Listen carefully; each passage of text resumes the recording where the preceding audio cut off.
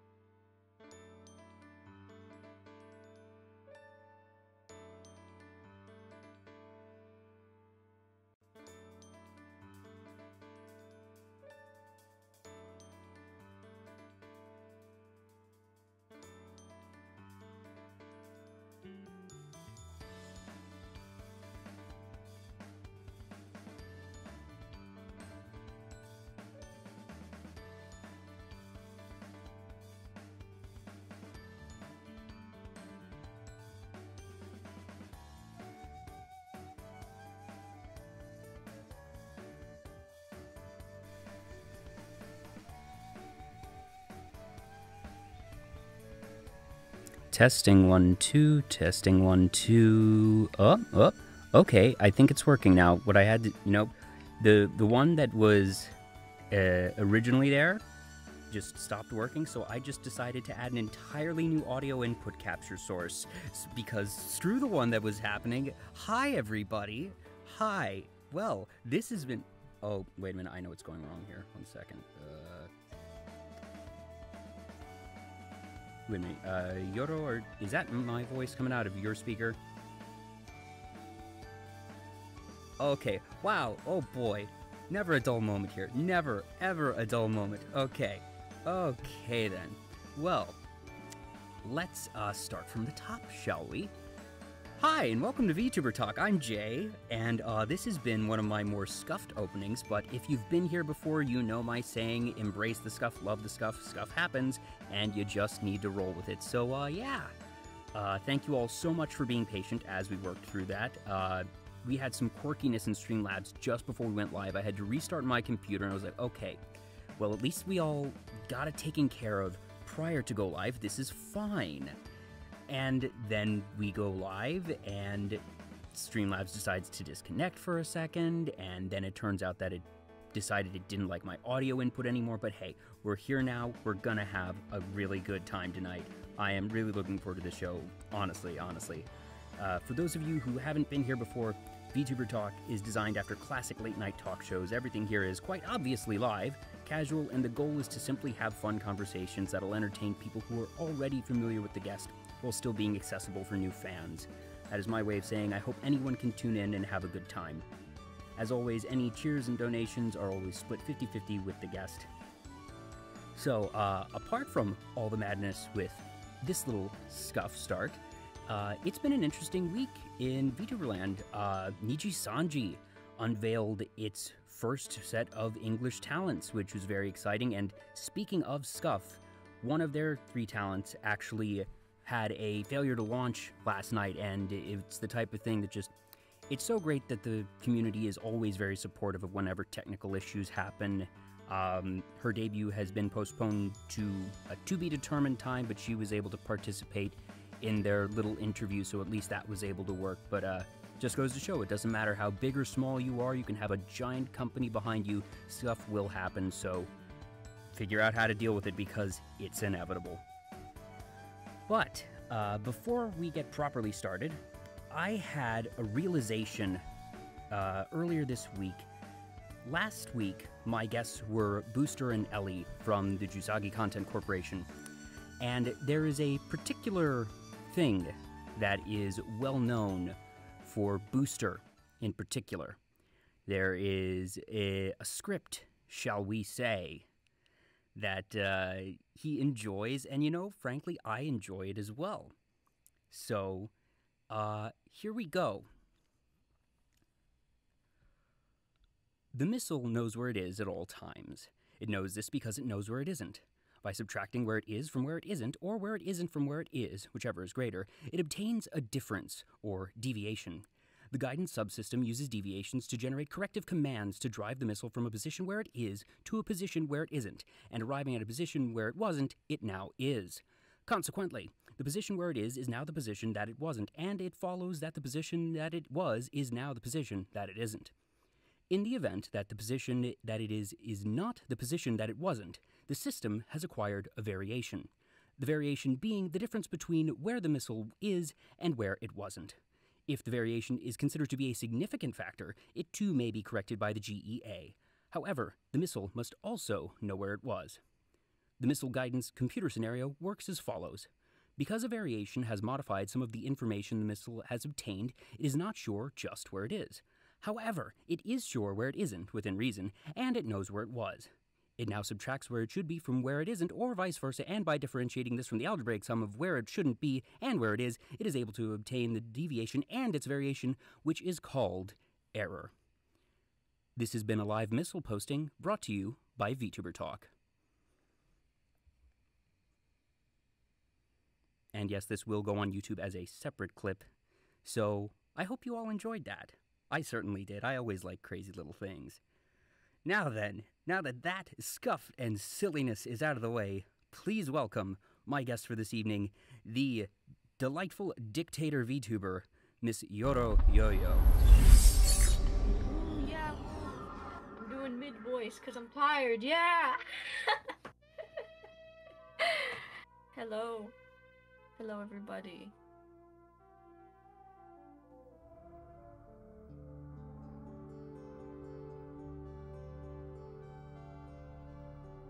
Oh god. Uh-oh, we copy-paste. Live from Twitch.tv, it's Vtuber Talk. This week our guest is Yoro Yoyo. It's all about to begin on Vtuber Talk. Glorious. Absolutely glorious. And we're pasting because the audio input capture did not get put on all of the scenes, but I think we're good now. Oh dear, oh dear. Hi. Hi, Yoro. Hi, chat. We're all good. So, oh boy. Again, thank you for putting up with all my stuff. We talked earlier this week, and we've got some really fun stuff for tonight, but before we get into all of that, I'm sure many people in the audience tonight are already familiar with you, but for those who aren't, please tell us a bit about you. Okay, well, normally I'm Gremlin. I'm the Gremlin dictator VTuber, supreme leader of Yo-Yo Mania, the greatest country in the world. You see, land of steel, and peasantry, and despair and depression. Yes, I do have, like, Jeff Bezos. I swear to God, Jeff Bezos is always out for me. He's always out for me in every single he's trying stream. to be a dictator as well. You're trying to be a dictator, and dictators are going to clash. That, you're right. I think he's just jealous of my hair. I think he's bald and he's jealous that I have a- absolutely. I mean, who wouldn't be? Like, seriously. Yeah, look at this. Yeah, but yeah, I'm always scuffed, and this is so beautifully funny that this happened. Well, I'm glad I on could my help you interview. be on brand. I am so happy. Yeah. You do learn to live with scuff. I think it is a really good philosophy what you have with scuff, because I can tell you there's some streams where I walk like this. I hate it. I hate this. Oh yeah. Yeah, I think I've done live events for a while, well, in the pre-COVID era. So I've had in-person stuff, which honestly, I think after dealing with in-person stuff, that virtual stuff just doesn't faze me as much. Okay. That's true. I feel like in-person stuff has like the added awkwardness of the people actually being there in front of you, and you being able to physically fathom how many people are watching you just stumble. Yeah, and honestly, I also think part of it is that the VTuber community in particular is just so healthy and supportive in their understanding and flexibility and forgiveness of scuff. That's definitely been one thing that I detected really early on, even before I started the show, of just, even if like whole live talents have scuff, that everyone's just super supportive. Last night when there was the Niji Sanji little scuff, there was over 11,000 people in the waiting room just cheering on, like, it's okay, we believe in you, and that certainly helps a lot. It's a really nice thing to see. Yeah, 100%. I think that's... I heavily agree with that, because as someone who experiences scuff all the time, it is so... There's nothing better just knowing that, like, your audience and your peasants understand, like, yeah, we expect it now. Like, Indeed. Yeah, just refresh the page, it'll be fine. Yep. Well, thank you so much for joining me tonight. You're actually the third member of Shirayuri Production that I've had on the show. I, hope to eventually be able to get everyone from S-Pro on the show. I'm just sort of spacing it out, but I've had Nyaru in the past, and I see her in the chat. I've also had Phoebe, and I'm so happy that I'm able to have you here tonight. You have actually had a really busy weekend. You were doing stuff with S-Pro at the SeriesAI Music Festival last night, and I actually initially misunderstood what this was. I looked at the schedule and I saw that there was a DJ on the schedule, and I thought, oh, okay, so this is, sort of a DJ music festival, and I guess all of the S-Pro members are going to bring in their own set list and sort of DJ and maybe do some commentary between pieces. No, that is not what it was, not by a long shot. There was the DJ, but you and the other members of S-Pro were putting on proper performances last night. Yeah. Yeah, it was, we all each performed our own set list. Everyone had amazing set list, by the way. Oh my god, I was like, this is powerful. This is powerful energy, right? Yeah, I wasn't able to tune in live, but I watched the VOD and hopped around so I could at least see a little bit of everyone's.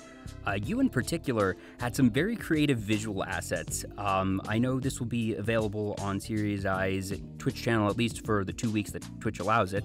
And you basically superimposed yourself on different record albums, and you had all these different ones. There was one of you just sort of standing in a normal area. There was one of you on a surfboard. There was one of you that might have been in soup. I'm not quite sure.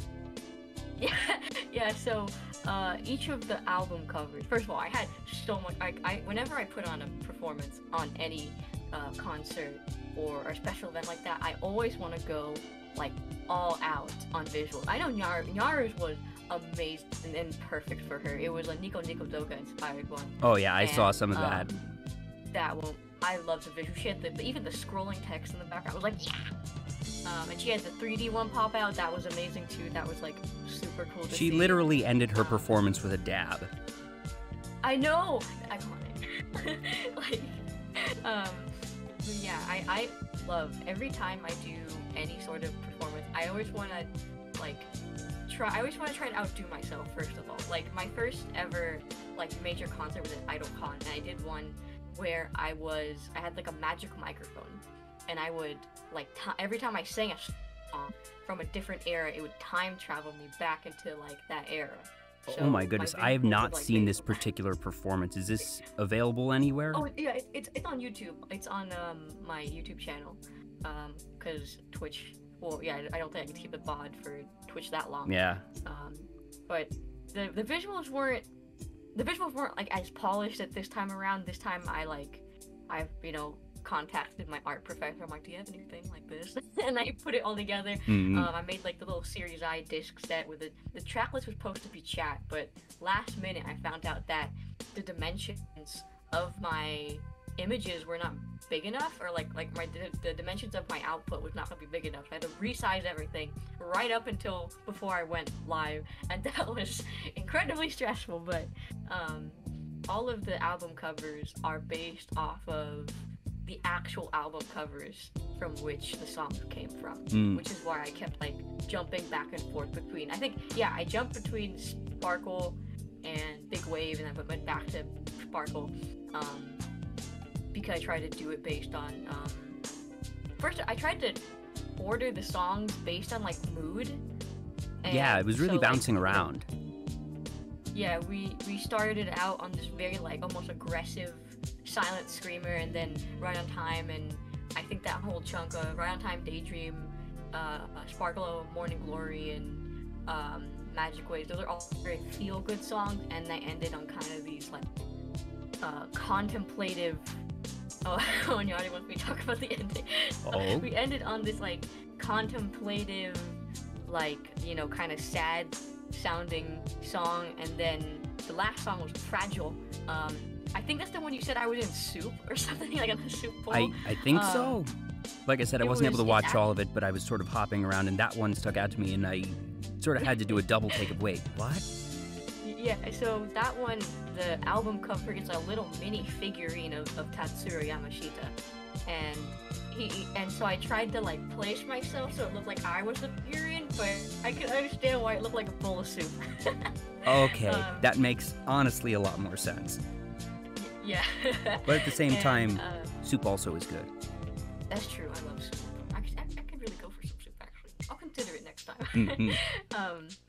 But yeah, so I chose all of the songs. I'm going to talk about my encore a little later, because that's a whole different thing, and I think it actually will transition into our next topic later. But yeah, like I picked all of the songs based on one, how well I knew them. My biggest worry was actually because I know Hololive's Gura. She sang a lot of Tatsuya Yamashita songs. She sang Fragile, Right on Time, and Yoro Yoyo Fish, which I considered putting Yoro Yoyo Fish on there. I think she sang a lot from the Round Time album. But, yeah, I remember Right on Time was one of the really early videos that got clipped of her and really circulated a lot. That particular cover, I think, actually really was one of the early things that really bolstered her popularity. Yeah, because I guess I don't think Tatsuya Yamashita was a little quote underground, but I mean it's not that underground, but I guess like for a Hololive member to start singing Tatsuya Yamashita, especially an English one, it was like, oh, city pop. Yeah, I love city pop. Yeah, I guess it's not underground, it's sort of a cult following, I suppose. Yeah, that's a better word for it. I'm part of that cult following. I love Tatsuya Yamashita, and I love city pop genre, and I said like Tatsuya Yamashita has probably I remember I went searching for like when I got into singing, I went searching for like a not a mentor, but like an inspiration to me, and I ended up choosing Tatsuya Yamashita as that inspiration because he just sings if you listen to any song he sings, he always sings with like feeling and like soul. Oh yeah, there's so much soul in that. Yeah, and he can sing any song, and he'll make you think that he's singing. He really feels the lyrics, or he really like understands the lyrics of what he's singing, and I really love that. And I always really want to try to when I sang the set, I really wanted to try and emulate that, having like soul and like feeling those lyrics. And I read over like all the English lyrics. I tried to like think about them and be like, okay, how can I like relate to this and put feeling and soul in the when I'm singing. And a big part of it I learned is not just that, it's actually just having fun. Like, it sounds so cheesy, but no, that's true. Performance like, in general that just, like you said, it sounds cheesy, but an audience can tell if someone's into a performance or if they're mailing it in. Like, a huge part of just performing and putting in that soul is just you having fun and just running with it. And I learned that I had a lot of voice cracks during that set, and it was partially because his register is super high and I tried to match that register, and my voice was like, I'm not really ready for this. So it was a little bit of puffiness there, but like just having fun with it, I was just able to like put all that soul into it. Like the soul came from just having fun and like running with the performance, which was like awesome. Do you remember what your introduction to Tatsuya Yamashida was? Actually, I think most people went down the rabbit hole with Plastic Love by Maria Takeuchi. Like, pretty much, if you, like, I feel like a lot of, like, many people, 90% of the population that loves city pop, probably had the infamous YouTube recommendation thing where she was, like, she was always in your recommendations, like Maria Takeuchi with Plastic Love, which is actually how the song got popular in the first place, if you didn't know. Like, it was just the YouTube recommendations, like, the algorithm just made everybody go to her, and then you find out, oh, well, Maria Takeuchi and Tatsuya Yamashida are married, and you end up looking into his music, which is how I found out, because I did like research on it, because I listened to so much Maria Takeuchi before I got into Tatsuya Yamashida. Like Maria Takeuchi is the mom to Tatsuya Yamashida's dad in terms of like music inspiration. Like she has this beautiful voice, and her song, they always have some, like, she was like, I think I read in a comment before that like she's considered like the big sister of like that genre, because, or like people would jokingly call her big sister because like all of her songs have some like really feel good or like really comforting lyrics that are always like they're either something you can relate to, or maybe she's like talking to you, or you know, like talking to the listener, and she's going like, hey, everything's gonna be okay. You know, it sucks right now, but I think what was it? Yume no Suzuki, which is another one of her favorite songs, the famous song, has that kind of vibe where she's like telling you you're gonna be okay, which is really cool. I think that's cool for her. And that's by listening to a lot of her music. Eventually I got recommended Tatsuya Yamashida stuff, and I was like, I love this. Like my first song, I believe, was, I think, yeah, a lot of people's first song was Right on Time. That's one of his, like, most famous songs.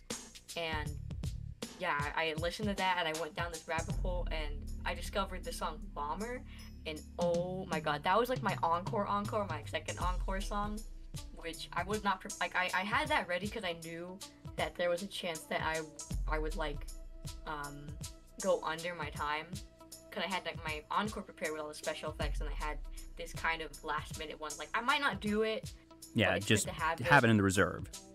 Yeah, and that it came in clutch because it was perfect. It was perfectly timed. Nice. Where my set ended, I was like, yeah. Oh yeah. But Bomber is one of my favorite, like most favorite Tatsuya Yamashida songs, because it is so funky, and that bass line is so crunchy and like perfect, and it's just a song that you just absolutely jam out to. And I find that when I like jam out to a song I'm singing, I sing it better because I'm having fun. Oh yeah, for sure. Oh gosh. He's really good.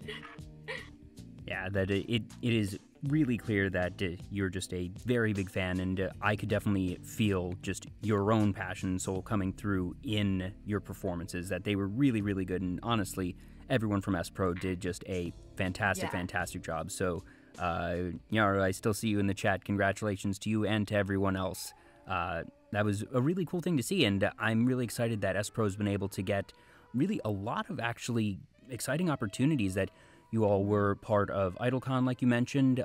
There was another con, was it last weekend or 2 weekends ago? I'm not sure which one it was, and I'm blanking on the name. Is it Vtuber? Yeah, I think it was Vtuber I Fest. don't know the name. Yeah. But it's been really cool that you've been able to bounce around and be part of all these different events. Yeah, it's been super cool, and like, I gotta give props to staff for that. They're always working hard. We have I mean, I'm not gonna say nothing, but there's a lot more stuff we have coming up, hopefully.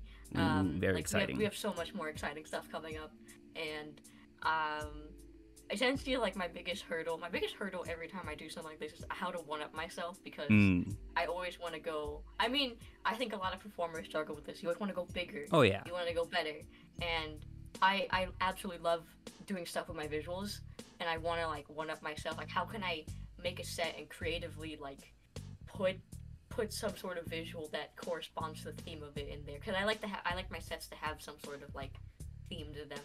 Yeah. So they're coherent, and I gotta start thinking. I gotta start thinking about what I'm gonna do. Yeah.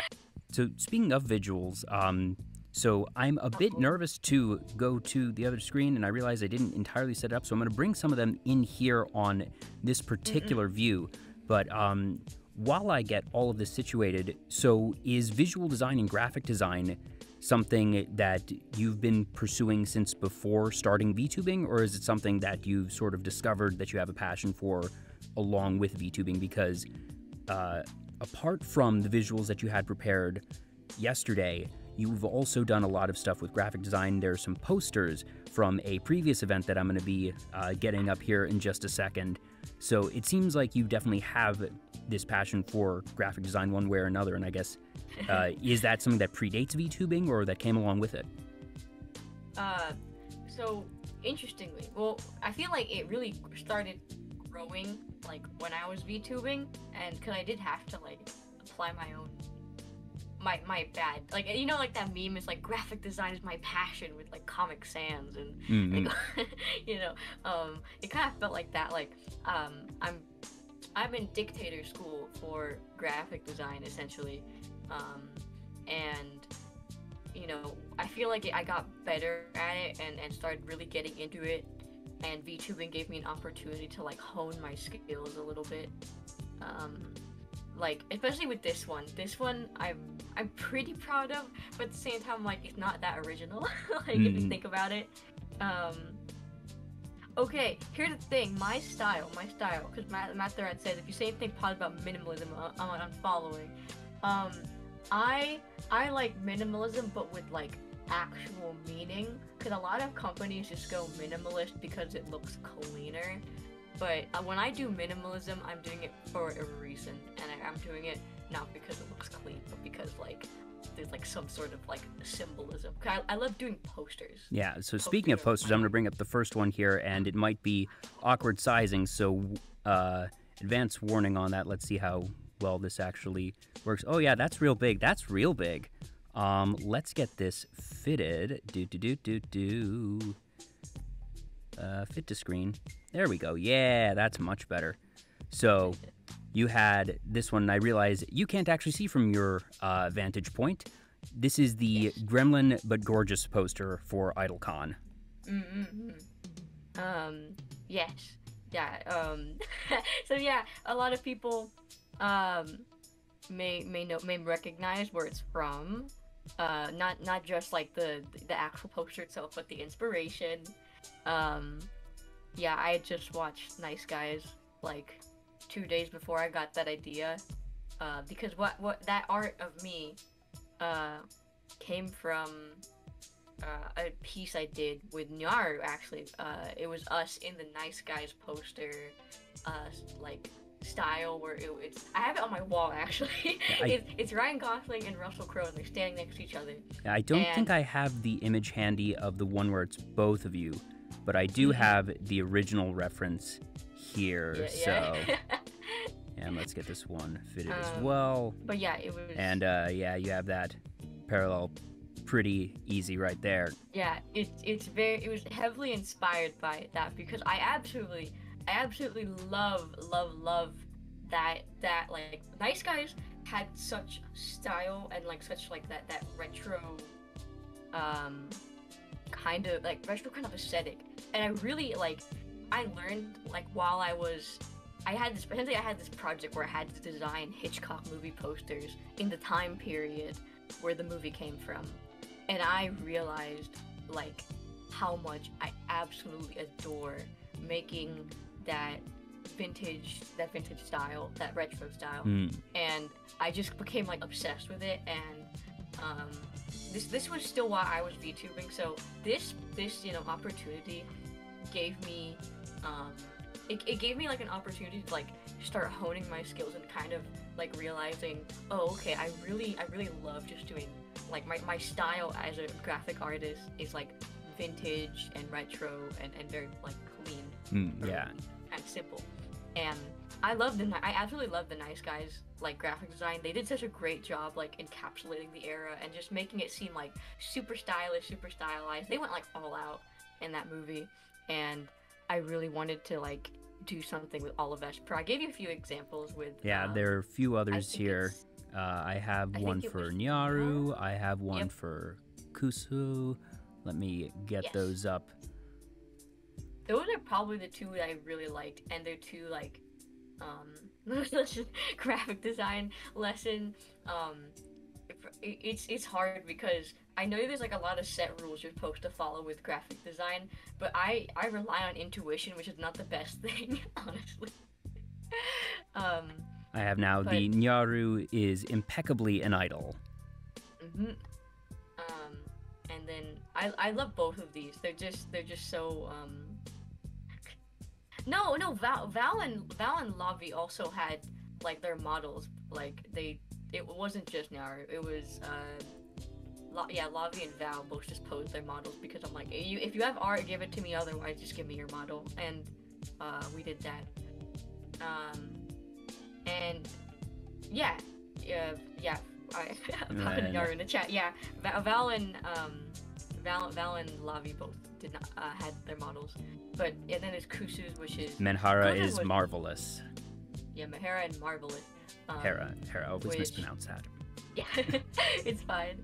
I actually really love the composition of this one. It's just so perfect for a poster, and just like that framing, and also her pose is just so cool. I really liked how, I think Kusu's probably my favorite, just because like her pose and the composition of where she is just matches like so perfectly with what I was going for. But yeah, I think this is probably my favorite one, just because of the composition. That the image there is a bit more dynamic, since it's not just standing, that it's her sitting, you have her hand. But all the posters are really, really great, and I think it's super fun that you were able to make a parody of a film that you enjoy. That I know certainly whenever I had projects in school, and I say this as someone who's only a couple of years out of school themselves, I always used whatever excuse I could to get in things that I enjoyed, whether it be, like video games or music or pop culture, any sort of reference that I can squeeze in that is, not something that I could normally have in school.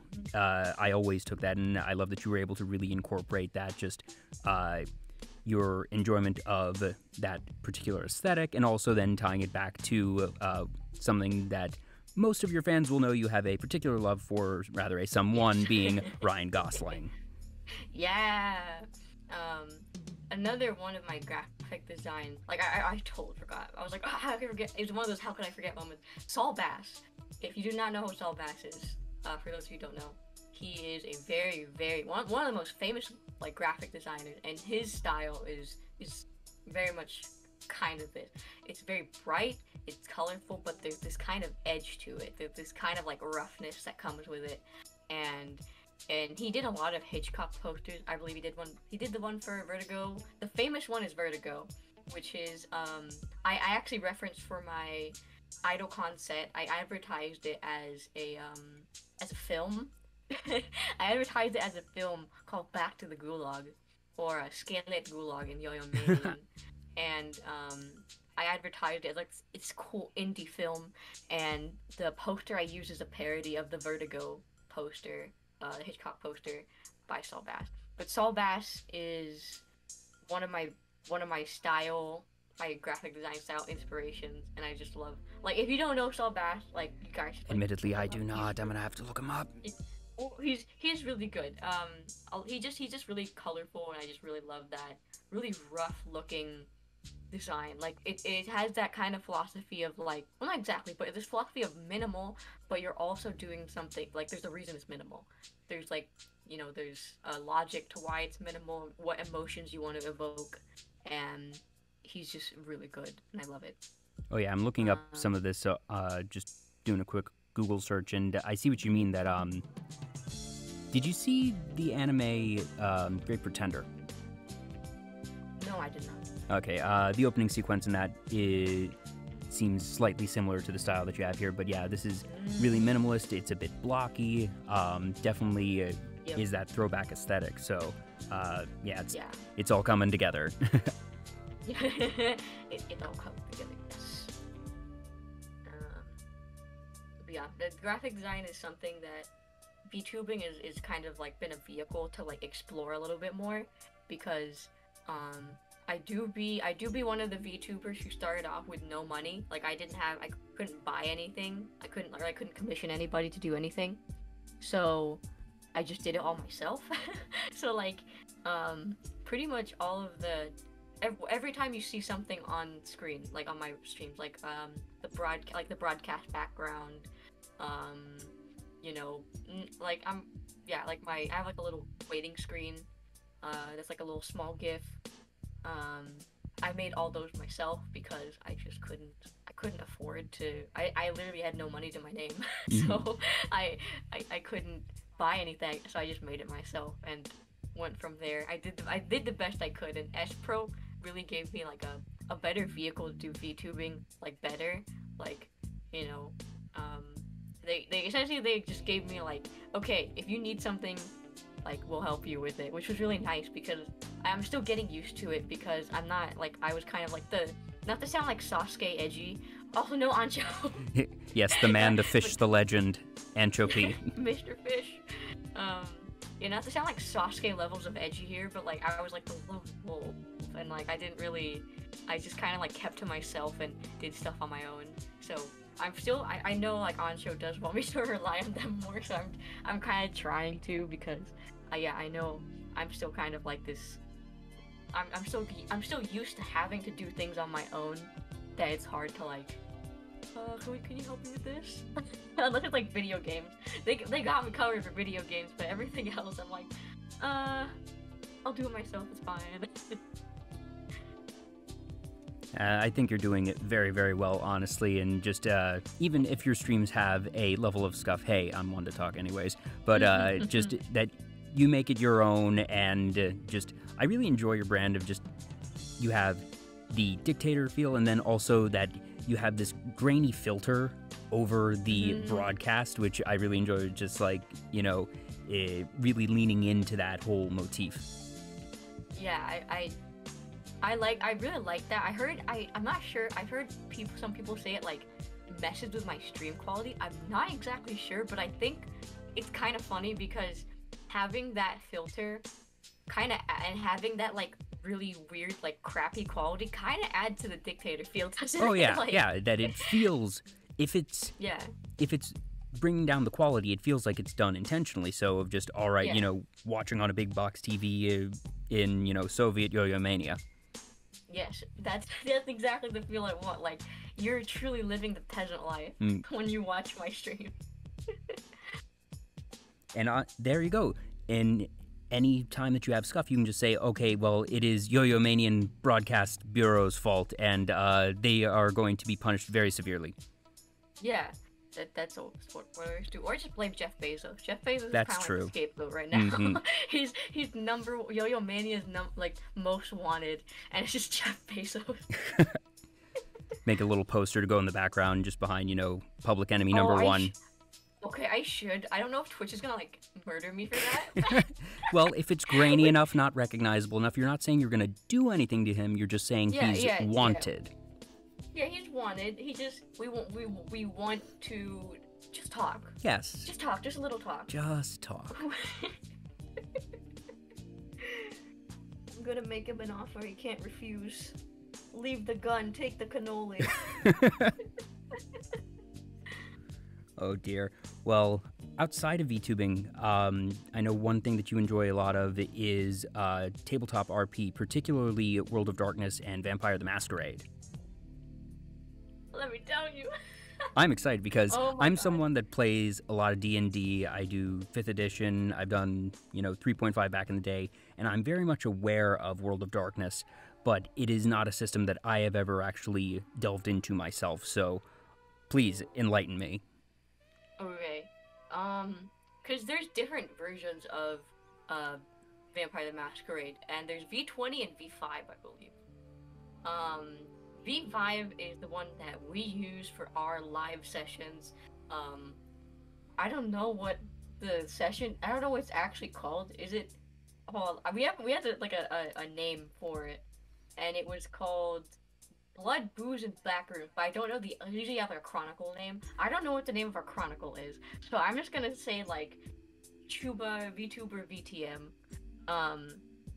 and we use V5 for that, and that one is very interesting because it changed up a lot of stuff. It like overhauled some stuff, and I'm actually not the most familiar with that one. I'm a little bit more familiar with V20, which I believe is the older. It's like a much older version of well, not much older, but it's like the one before the latest, I guess. That one I'm a bit more familiar with, and how it works. It's a much different in terms of rolling dice because they have you roll a bunch of d10s, and it essentially like it counts how many successes you got, like out of however many die you rolled. So like I think like 5 or 6 or 7, depending on the DM. 6 or 7 above is a pass, and if you roll however many dice, if you roll how many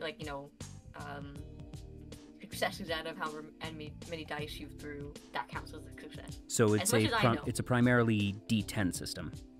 Yeah, much D10. I am still a little bit new. I'm new, but I'm passionate, Yeah, V5 had some controversy because, partially because they overhauled a bunch of stuff, and for Nosferatu, they actually, obviously Nosferatu is based off of the Nosferatu, the art, I don't know how you say it, like the movie vampire. Yeah. Where he has that really long middle teeth and elfish. He looks like a goblin essentially. Yeah, sort of elfish goblin Dracula. Yeah, Count Orlok, and they were supposed to look like Count Orlok essentially, they looked like Count Orlok, and that they were but then in V5 I think they just made it so they're really ugly, and they don't look like Count Orlok, but they just look really deformed. And I know, yeah, Matt the Rat seems really angry about that.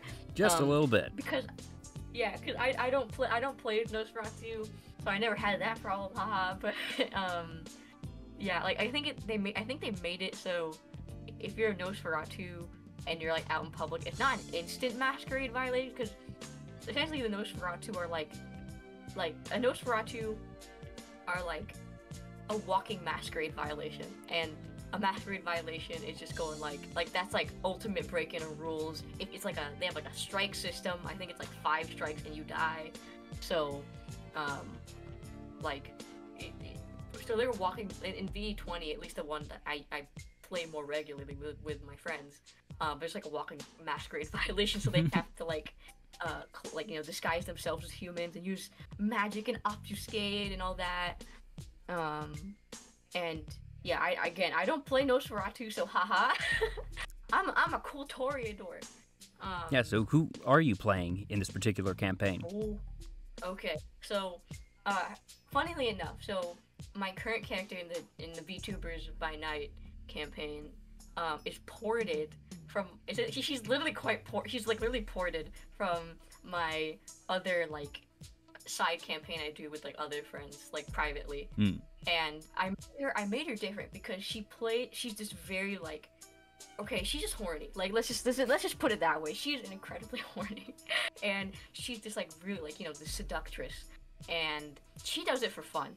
She's in it for fun because it feels good, and she's just very like motherly character. And she's actually the sire, the person who turned Naru's character Katsumi into a vampire. So she's like a new mother almost, and she has to kind of like navigate how she has to teach her child about the world of vampires. And she's kind of like the mother of the group. She like if I had to like put her into that archetype, like she's like the one you don't like, no, like not even like the big buff guy in the party wants to piss her off. she's somehow, she has that like mom rage to her. All I can think of right now is Lady Demetru, or however you pronounce it. Okay, low-key, when I made a special model for her, and I was proud of the way I drew her boobs, because I'm flat, I don't have anything to look at. I drew that from memory, bro.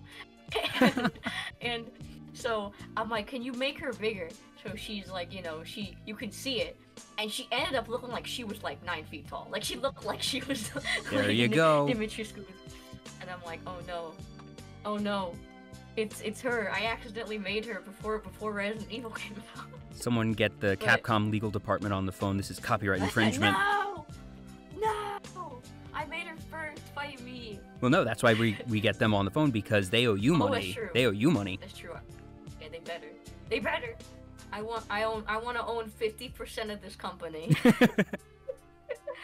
But yeah, she was not based on her at all. I guess it's just like she's not that tall either. So like, you know, yeah. But she does have that kind of dommy vampire mommy energies, I guess. And interesting because like normally when I'm on stream by myself, it's actually really funny because the way you differentiate between whether I'm in character or not is if I'm going gremlin. That's how I differentiate it. Last session was so much fun. I always have so much fun just playing Arya because she's so different. But I have to be like, her character is slightly inspired by Mae West. You know, like, come up and see me sometime. Like, you know, that lady. Who I love. I adore her. She's as sharp as a knife, dude. She is so witty, and she wrote all of her, like, I think she wrote like most of her movies, or a lot of her movies. And I did want to capture that kind of like really sensual, but just really sassy and witty. And it's really hard because I have no brain cells, and trying to capture her, like, you know, sharp as a knife kind of wit is a little difficult because you really have to like think on your feet and be sassy, and I'm not used to that. If I insult someone, it is just like, you smell like cheese, and I call them like the V word. I don't know if I'm allowed to say that on Twitch, but you know what I'm saying. Virginia. I call them a Virginia. Yes. And we move. So it's interesting too because like there is a level of voice acting to, at least with this one, to it, because it's really performative. Yeah. I mean, I try. I just feel like sometimes I'm like, I want to portray her this way, but because I'm like panicking internally because I have to like think on my feet here, I like don't get across exactly what I'm trying to say. So I need to like practice doing that so that way I can play Arya better, because she's so fun to play. I mean, aside from like the only downside to playing her is when I have to flirt with people, because I don't know how to flirt, girl. Which is why there's one of my favorite moments playing her in that campaign was when I had to seduce a police officer. Oh dear. And it was this is so funny to me because I didn't mean it seriously, but it But just how did the ended up rolls happening. go? Okay, so I think I rolled really high. I think I rolled like pretty good. But so we were in the car because the dude has just seen his partner get like brutally murdered, okay? And he's like, you know, ranting to Arya in the car, and he's just like, you know, I just, you know, all this, all that, and then Arya just goes like, take off your pants, and it just happened. Roll persuasion. It was so funny. Yeah, no, I didn't even have to roll because I was just so powerful in that moment, and he just went okay. he stopped like mid sentence, mid like ranting to me about how his partner was dead. I was like, okay, like. Well, we're doing this now. It was so funny. Yeah, it was just so funny, and I live for those moments. As Arya, where her sheer sexiness just overpowers everything, and she can get what she wants with a, you know, flick of the wrist. Goodness, this just sounds ridiculous. Yeah, we had like an interesting moment actually, because you can have like a thing where you can't feed, like, you're like, I guess like a prey exclusion, as they call it, where you can't feed from certain groups of people. And she can't feed from women and children. She refuses to feed on because it reminds her of her mom, because she has mommy issues. And so at this party at the last session, we had to take turns drinking from this lady, and she couldn't. She was like, you know, I'm sorry, I got dietary restriction, I can't do that. And then she's like, well, I guess you're gonna have to feed from a guy or something, like, because you can do that. We can transfer blood between vampires by just drinking the vampire's blood, but at the cost of getting what they call blood bondage to them, which is essentially if you drink another vampire's blood, if a human drinks another vampire's blood, or a vampire or whatever, they get blood bonded to that vampire, meaning that they kind of start to like them more than they do. That can be, sometimes it can be romantic, other times it can just be like an attachment, like, oh, I need to be near you, I need to help you, I need to be nice to you. And so essentially I had to choose between, I had to choose who I had the blood bond to, which was really funny. And it was either Pete, who is this is played by Carmine. He's this like big Godfather like character. He's the leader of a mafia family, and he Enki. It is. Uh-oh. Yoro, you there? Chat, I'm hoping that... I hope we're still live. Streamlabs says we are currently still live. Okay. Whoop, okay. There we are. Okay, welcome back, Yoro. Okay. Lost you just for a couple seconds there. Okay, yeah, my Wi-Fi is stinky winky. But yeah, if you took Kingpin from Into the Spider-Verse, he's like that guy. Oh, okay, that gives me a really strong visual right there. Yes. Yeah, like I have pictures of him, but that would spoil a project I'm working on. Ooh. Yeah, I'm very excited. Oh, my dog's barking. I'm very excited to unveil that project soon.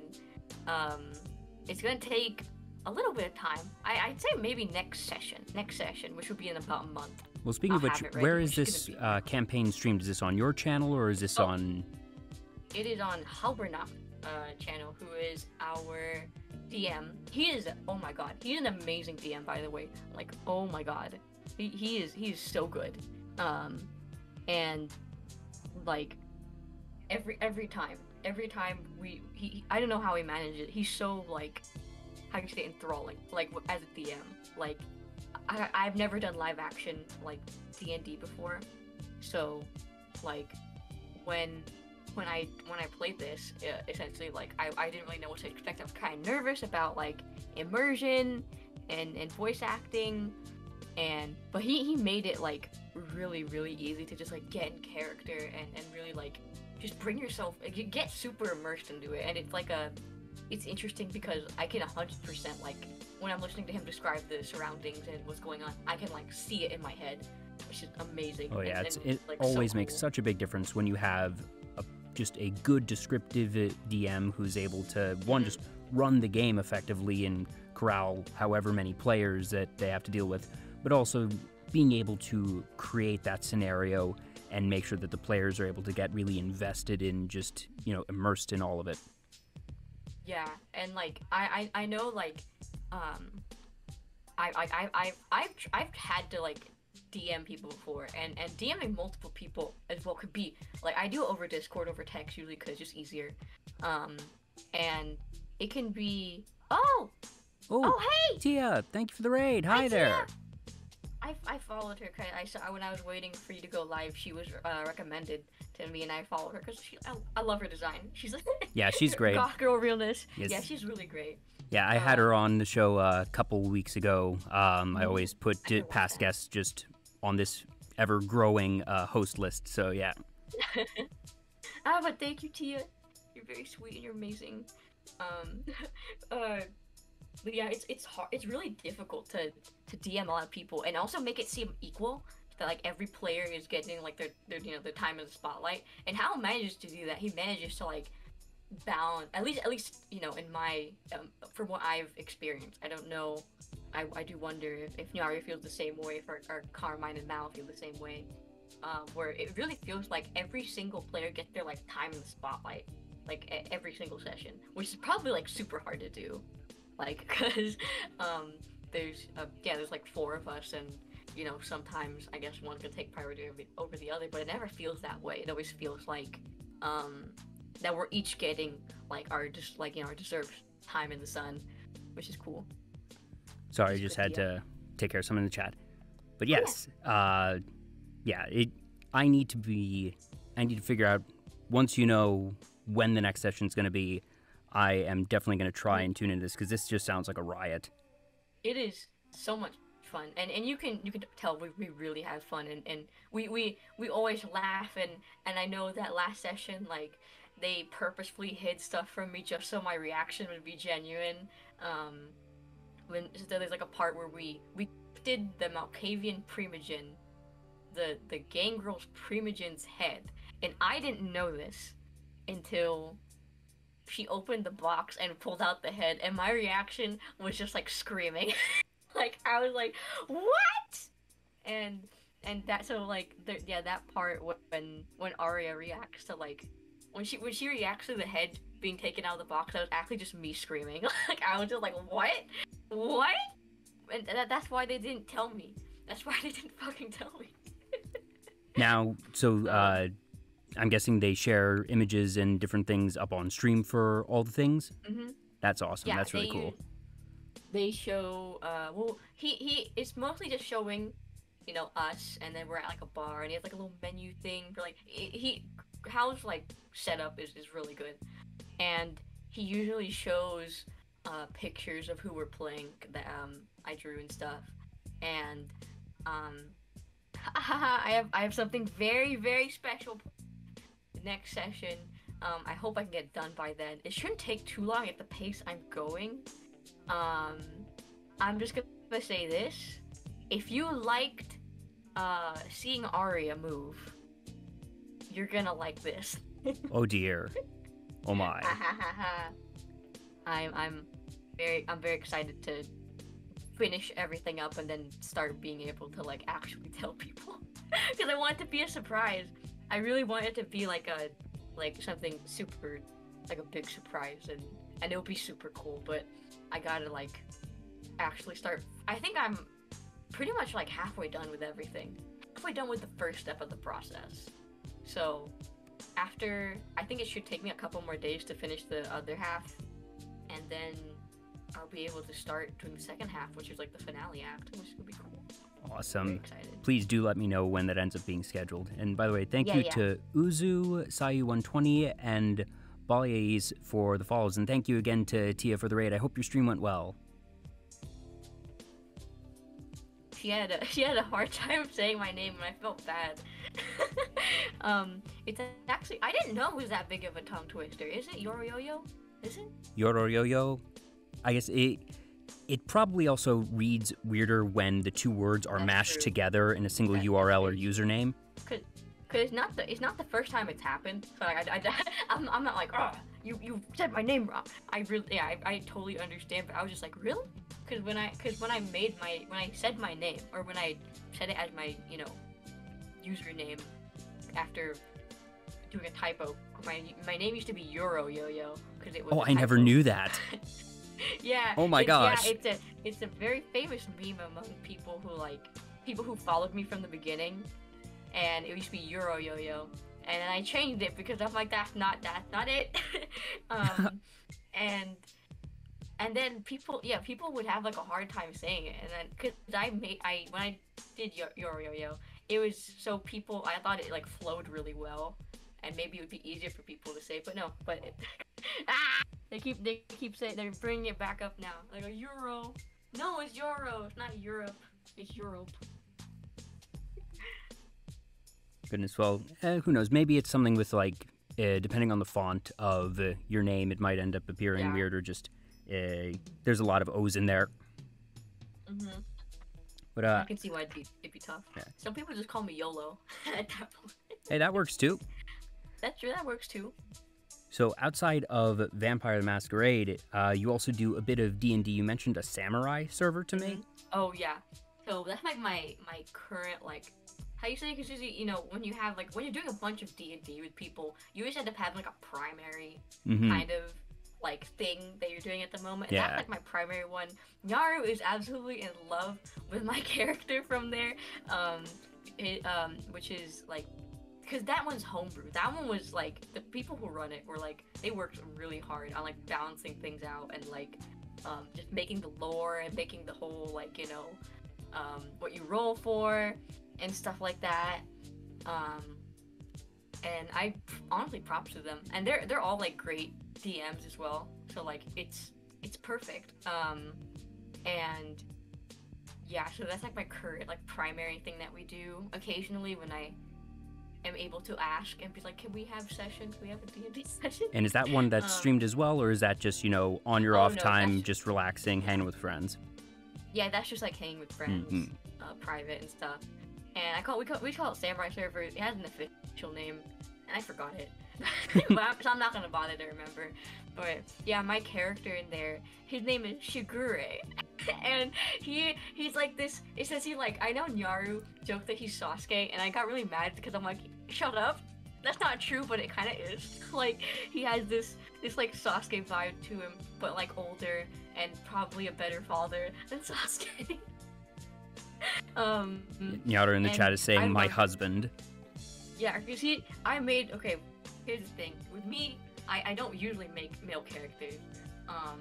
I usually stick with female, because I usually get a lot more ideas for female characters than male characters. But I have a lot of female characters. I have like, how many people are in the Brady Bunch aside from the housewife? Because that's how many, not the wife, but the maid. Because that's how many characters I have. I think it's like 9. Just because I'm thinking of the classic grid. Yeah. It's been a while since I've seen the Brady Bunch, so I could be wrong. I've been watching it on Hulu because I've been on like a retro like jump, and yeah, so I have like 9 characters, and 7 of them are female, and obviously you kind of run out of ideas after a while, and so I decided, I'm like, you know, I really want to make a male character because I think it'd be interesting to just play a male character again, because my other male character he's like if I had to describe him, think of him as like a Rocky Balboa, but like a himbo, like a heavier himbo, because he's like super buff, but he's like a really nice guy, but he's also dumb as rocks. Like he's just like this soft himbo, and I think that was me kind of playing it safe a little bit. But this guy, he's just like edgelord, and he's really different than any like character I've played. So it's because he's like actively mean to people, and I never play mean characters because I feel too bad. Says the person who plays a dictator. Listen, even Yoro has a tough time being mean to people. My insults are so lackluster. They're like so unoriginal.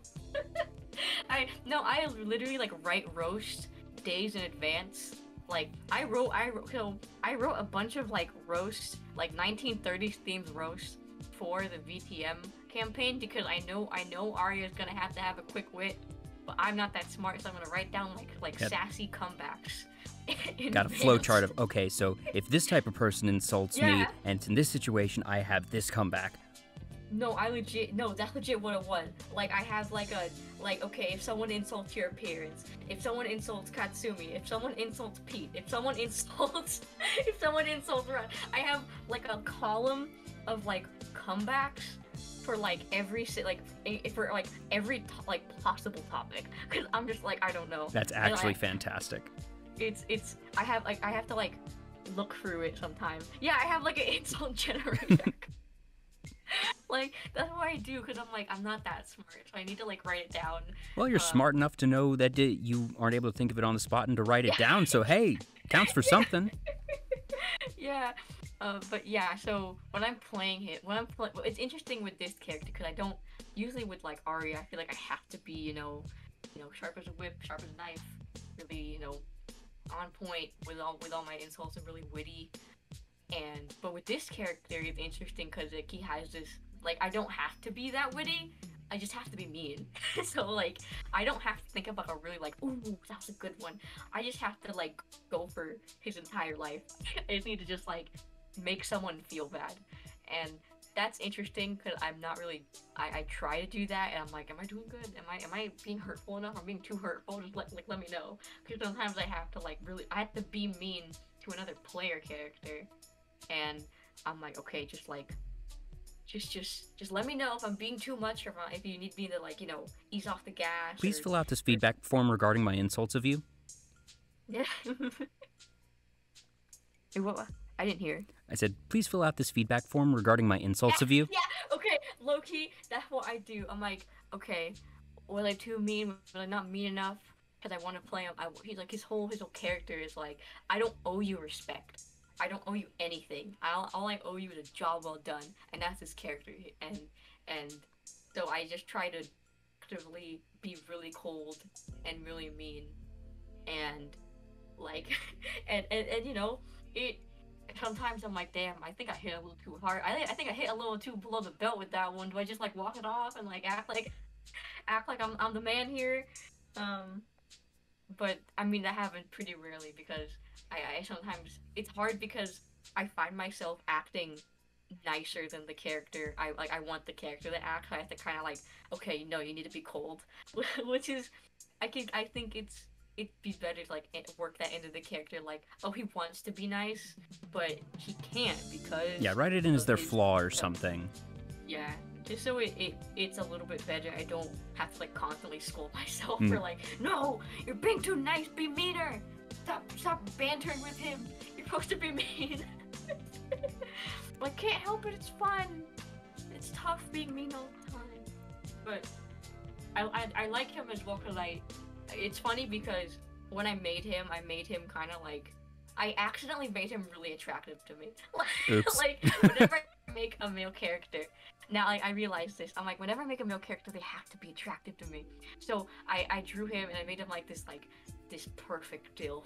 He's built, he has like scars, he has scruff, he has a little bit of, like little streaks of white. Hey, like, you need to make sure you're invested in the character. I know! And I showed Nyaru, and she went feral. She became like, she went ape mode, okay? Like, she was freaking out. She was like, like, she freaked out, and she thought he was super hot. And I'm like, me too, dude, honestly. So like, yeah, Nyaru's like super invested in that character, and I don't know. I'm really excited for more sessions with him because he's like my newest son, and I made another recently I made another character who's like really like the mom, to like the mom energy to his dad energy, and it's interesting to play her as well because she's much more different, and she's this Ara One-san, which is going to be interesting to play because it's like Arya, but like not as forward. A little bit more coy, a little bit more subtle. Yeah, she's like, she has really big sister energies, and she has that like inherent like 5, but she's not actively doing it. It's just like a passive stat, you know? Like it's her RR is like a passive skill, you know, every 3 seconds. Yes, I've definitely played sessions with those before of just, you know, passive flirt feat. Yes, she's not, she, like, I think, like, the way to describe the way she talks is, like, it's almost like she's always smiling when she, like, talks to a character, which is interesting to play, because she's a calm character. Her original concept was this, like, really bombastic character, but, like, I'm too tired to play that. Let's cool her down a little bit. Let's make her a little chill. So, I'm excited for more sessions with those, and I usually, whenever I draw them, I always, it's Oh, you overloaded your mic. You were so excited. Muse Dream, thank you so much for the raid. Oh, that's a Muse. Muse Dream. Yeah, she's this little, yeah, she's a little fish lady, and she's great, and she has a beautiful voice. She's amazing. Thank you so much for the raid. We were just talking Dungeons and Dragons and Vampire the Masquerade and other fun tabletop stuff, but I guess sort of using that as a bouncing off point. So you mentioned that this particular character is big buff and a little bit crazy, and one of the things that I do with all my guests, by the way, for anyone who's been rated in and is sticking around, welcome to Vtuber Talk. I'm Jay. My guest this week is Yoro Yoyo, and this is just, you know, my show where I like to interview awesome VTubers and we talk about their interests, their passions. Sometimes I'm able to jam with them if it's a shared thing, because we have some of those coming up. Sometimes they educate me on their passions. And Yoro, you were educating me, or we at least planned for you to educate me on a particular subculture that has just, for one reason or another, never come up on my radar. But it only took a single Google search to realize that, yes, this is indeed a thing. Gachimuchi. You have given me sort of the footnotes when we spoke earlier this week, but for all the wonderful people in the chat who might not be familiar, please, what on earth is this ridiculous thing?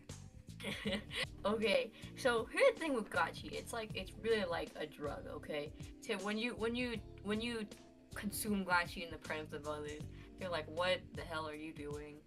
What is this? But when you really get into it, it's just so it's all encapsulated. It takes over your life. At least it did for me. So I see some questions. What's the password, Yoro? Okay. That's a. Oh dear. It's okay. So I'm gonna do some explaining. So when people think about gachi, at least in my fan base would be a word. They think of Catalina. So there's really two like camps of gachi in like the cinematic universe, the gachi cinematic universe. Okay. So Gachimuchi, I'll give like a quick history. So Gachimuchi started as this like bait and switch thing. It's like men like wrestling in a very homoerotic, almost pornographic manner. A lot of it is really funny to Japanese audiences because it's two naked men yelling stuff at each other, and sometimes people in Japan would mishear these things, and a lot of memes would come out of it. Because it is not actual pornography or anything like that. This is just. Oh, it can be. Well, it can be. Okay, well, good thing that I don't have examples running.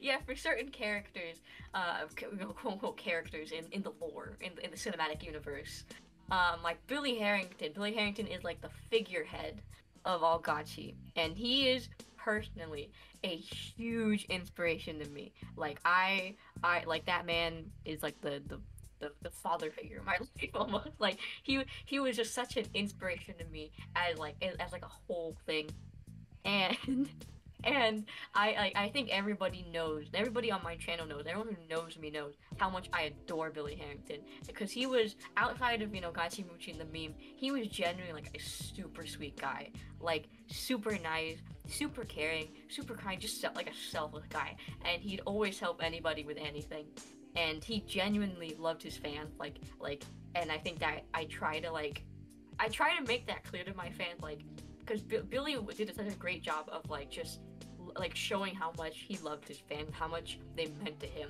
and I really want to I really want to keep seeing the the Gachi So channel. what I'm getting here is Gachi is WWE and Billy is John Cena. Yeah, he's really like the face of it all, and he's like a great guy. So there's more beyond wrestling. The wrestling is obviously like, you know, homoerotic, pornographic in nature. So you're gonna get Billy Harrington is. You get what you sign up for. Yeah, he's an adult film star. Yeah, rest in peace, Anarchy. We got like his nickname is Anarchy, which means like, you know, big brother. Yeah, it's like a formal. It's not like a thing they use in like Yakuza and stuff like that, I believe. Yeah, and they use it because a lot of the stuff they misheard from him. So a lot of it was just like him like taunting his opponents when he's like wrestling them or doing what Billy does. He's like, you know, taunting them, making fun of them, and Japanese people would mishear it as like really like intense bits of wisdom, like philosophical. Oh my wisdom. gosh. And that's how like the kind of meme Okay, so that's the brand of meme that we're working with here. That it's something that's just so, you know, like ridiculous, over the top, and not say so that it became philosophical and, you know, actually horseshoed all the way back around. Yeah, and it's really funny because like some of the stuff they were hearing, I think that one of them was just like him going like, "Oh, you like that, huh?" And they thought they heard it as like some deep ass like wisdom, like it can't be helped sometimes. Like it be like that sometimes. Like this really like these like crumbs of wisdom. Yeah, and actually Ken is a very famous one that because Billy embraced the meme.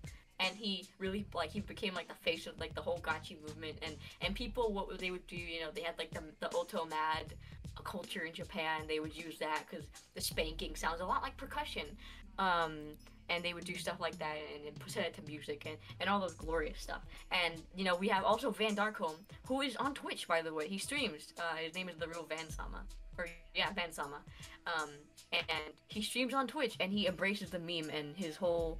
Because his very famous lines like, "I'm an artist, a performance artist. I'm hired by people to fulfill their fantasies, their deep, dark fantasies." And he also embraced the meme, and he I think the background music we're playing is actually from Gachi, I believe. Oh, is it? Yeah, it's which I'll talk in a bit. 'Cause I'm still talking like this, like how you say like this. It's like the Marvel universe here. This is like the Avengers, essentially, like this Avengers universe of Gachi, right? And then we're gonna get into like the Fantastic Four of Gachi, essentially. So in this Avengers kind of universe, yeah, we got noticed by Van, and I cried because I love Van so much and I respect him. When was this? So much. What's the story on this one? Oh, okay. So me and Yar were streaming together, and Van was on. Well, no, I wasn't streaming with Yar. That's I think like the second time. The first time, Yar rated him, and he looked into her clips, and the clips he watched, was her top clips, were clipped with me and her, and he called us filthy, and that's such a compliment. That's such a compliment. Oh, goodness. Oh, John Loves Anime. Hey there. Hey. Thank you so much for the raid.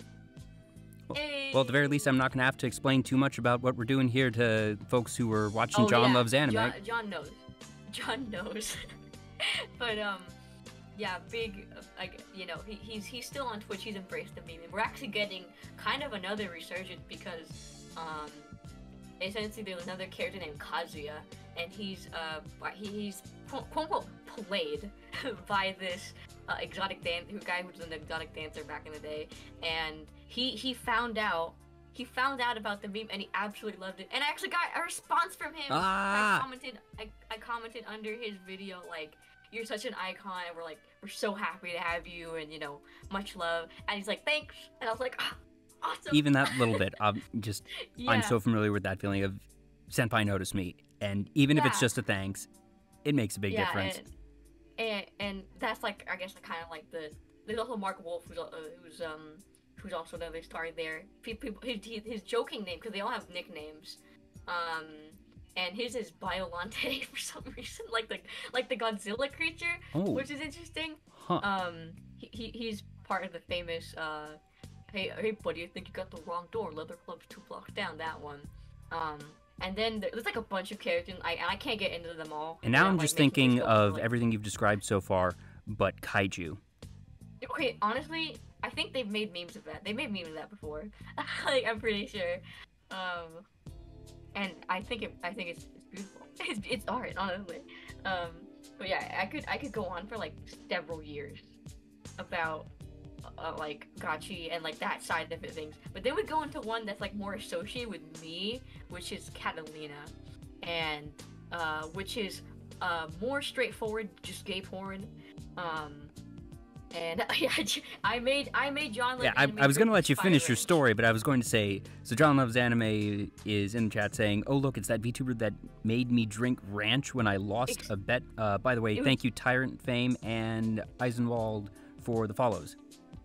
Yeah, it was expired ranch too, I'm pretty sure. Oh dear. And I didn't realize that until he drank it, and he's like, this is expired. And I'm like, oh fuck, I'm sorry. Well, John, that's your own fault for having expired ranch in your refrigerator. Gotta keep the ranch current. Yeah, you gotta do that, especially when you know I'm gonna make you drink ranch. It was like, but yeah, Catalina is more straightforward gay porn. I've done watch-alongs on my stream, censored, of course, because they have the censored versions on YouTube. Because oh, how considerate of them. Yeah, you'd be surprised how like good the writing is for gay porn. Like or just porn in general. Could we? Okay, I'm gonna assume, you know, we all have those moments when we're down in the dishes and we just gotta go watch some. It happens. Right? It happens. Yeah, and we both know you're not in it for the plot. Catalina, you're in it for the plot. Like they actually have like character motivation and arcs, and it's absolutely incredible. Like my favorite one, Catalina film, the kind of center head of this one, the leader is Steve Rambo, who is actually my profile picture on Discord. I'm sure you know. Oh, this makes so much more sense now. Yeah. He's Steve Rambo, and his famous thing is, oh shit, I'm sorry. And you go, sorry for what? And that whole rip the skin, I won't go into that thing. But yeah, it's that one I'm more closely associated with because my famous, or I don't know, infamous, but famous follower alert that is actually the basis of Yo-Yo Manian culture. I'm not joking. This is the basis of Yo-Yo Manian culture. It is the welcome to the club buddy, and then he spanks the guy. So he goes welcome to the club buddy and like spanks the guy and grabs his ass. And that single clip is, I'm not joking, it's like the basis of Yo-Yo Manian culture. Like it because I've seen that clip really is just during your streams, and I'm so happy to have this context now because I've always sort of wondered, just like, you know, I don't quite know what it is, but when in Yo-Yo Mania, don't ask questions. Yeah, dude. And yeah, like that single clip is like the basis for all Yo-Yo Mania culture. And I just saying that is like really funny to me because, you know, the spank bouquet is like really like iconic to who I am and stuff like that. Like, you know, I always, every time someone new follows, I always hope, like, unless I forget, like the rare times I forget, I always spank someone, and it's like a serious part of like who I am, essentially. It's a rite of passage. Yeah, like, you know, in Yo-Yo Mania, you have to give up something that is equal to your citizenship. Because when you follow me, you automatically become an honorary citizen, right? So you have to give up something for that citizenship, and I choose your ass, because it is of equal value. And so what I do is I spank your ass so hard, at Mach 5 actually, and it just slides clean off. Sometimes it stays, but most of the time it's just off. It's just clean off. No blood, no nothing, just clean. Honestly, that's still easier path to citizenship than in a lot of countries, so you know what? That's true. Come to Yo-Yo Mania. You won't be able to leave, but you know, it's easy to come in, hard to leave.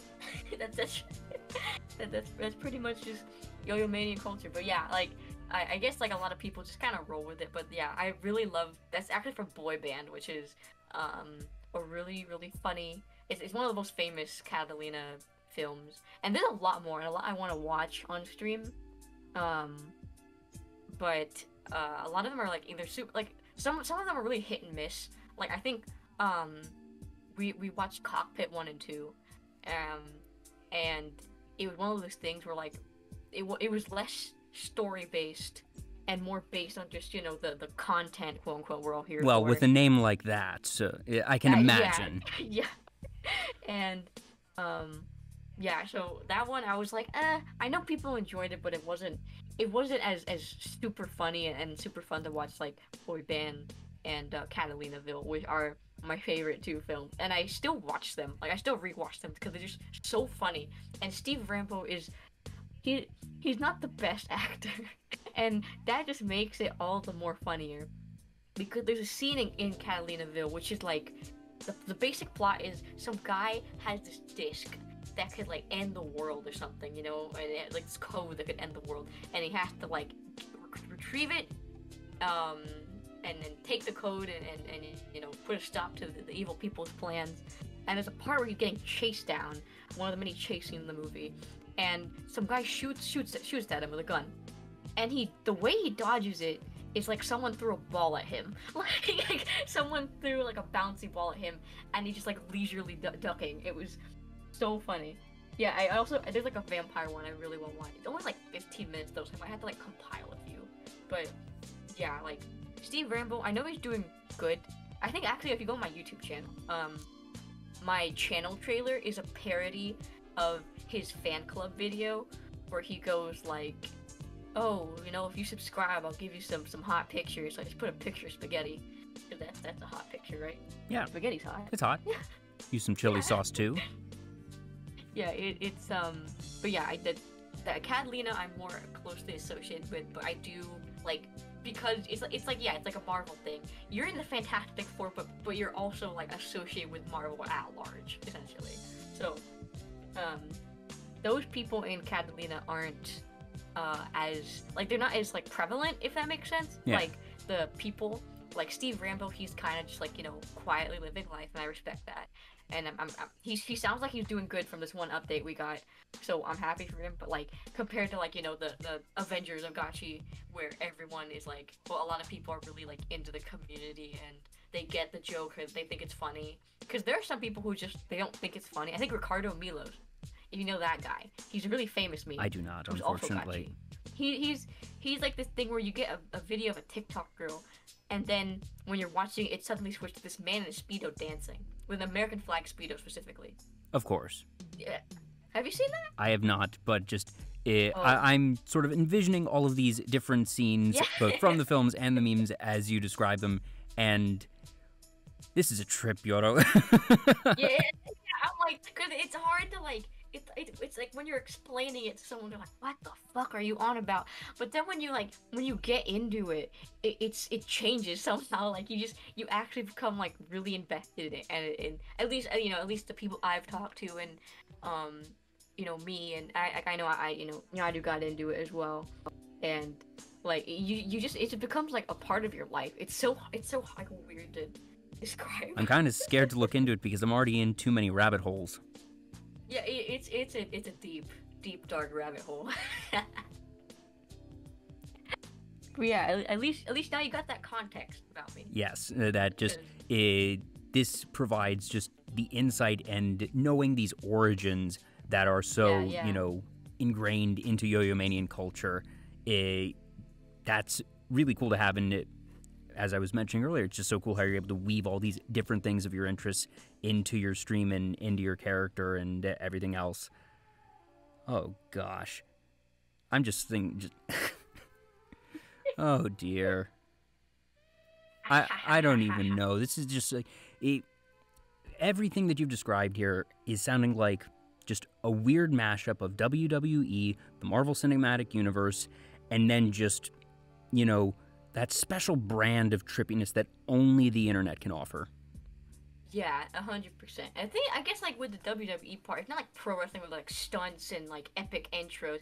It's more like, I guess like actual like this is gonna sound really pretentious when I say it, but like Greek wrestling, like, you know, like yeah, just you know the over the top sort of acting and that, you know, obviously beyond the fact that they're just big buff guys, but that you know the whole thing of all right, watching it for the plot and that there is actually good writing. And I'm not heavily invested in pro wrestling culture myself, but I have a lot of friends who are, so I've picked up scraps here and there from them as well, and certainly I've been able to gain a greater appreciation for pro wrestling, realize, oh, okay, that there's, you know, more than just people scripted punching and throwing each other around, that there is all that, but then there is actual plot and character development and arcs and everything.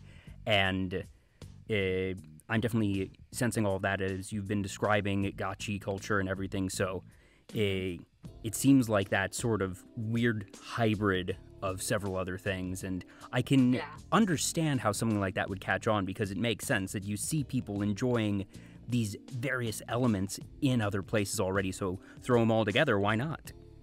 Yeah, it's just like this interesting phenomenon, really. And like, yeah, I guess like this kind of segues a little bit into who, like, you know, there's other people in the community who are amazing. Cause we had these things called international wrestling festivals, and they're these huge Otomad collaborations where people like from everywhere, from all over, that's why it's called international. They all come together and they edit these videos into like 16-minute long, like, you know, like 16-minute long videos, compilations almost, that are like musically structured, and it's just amazing.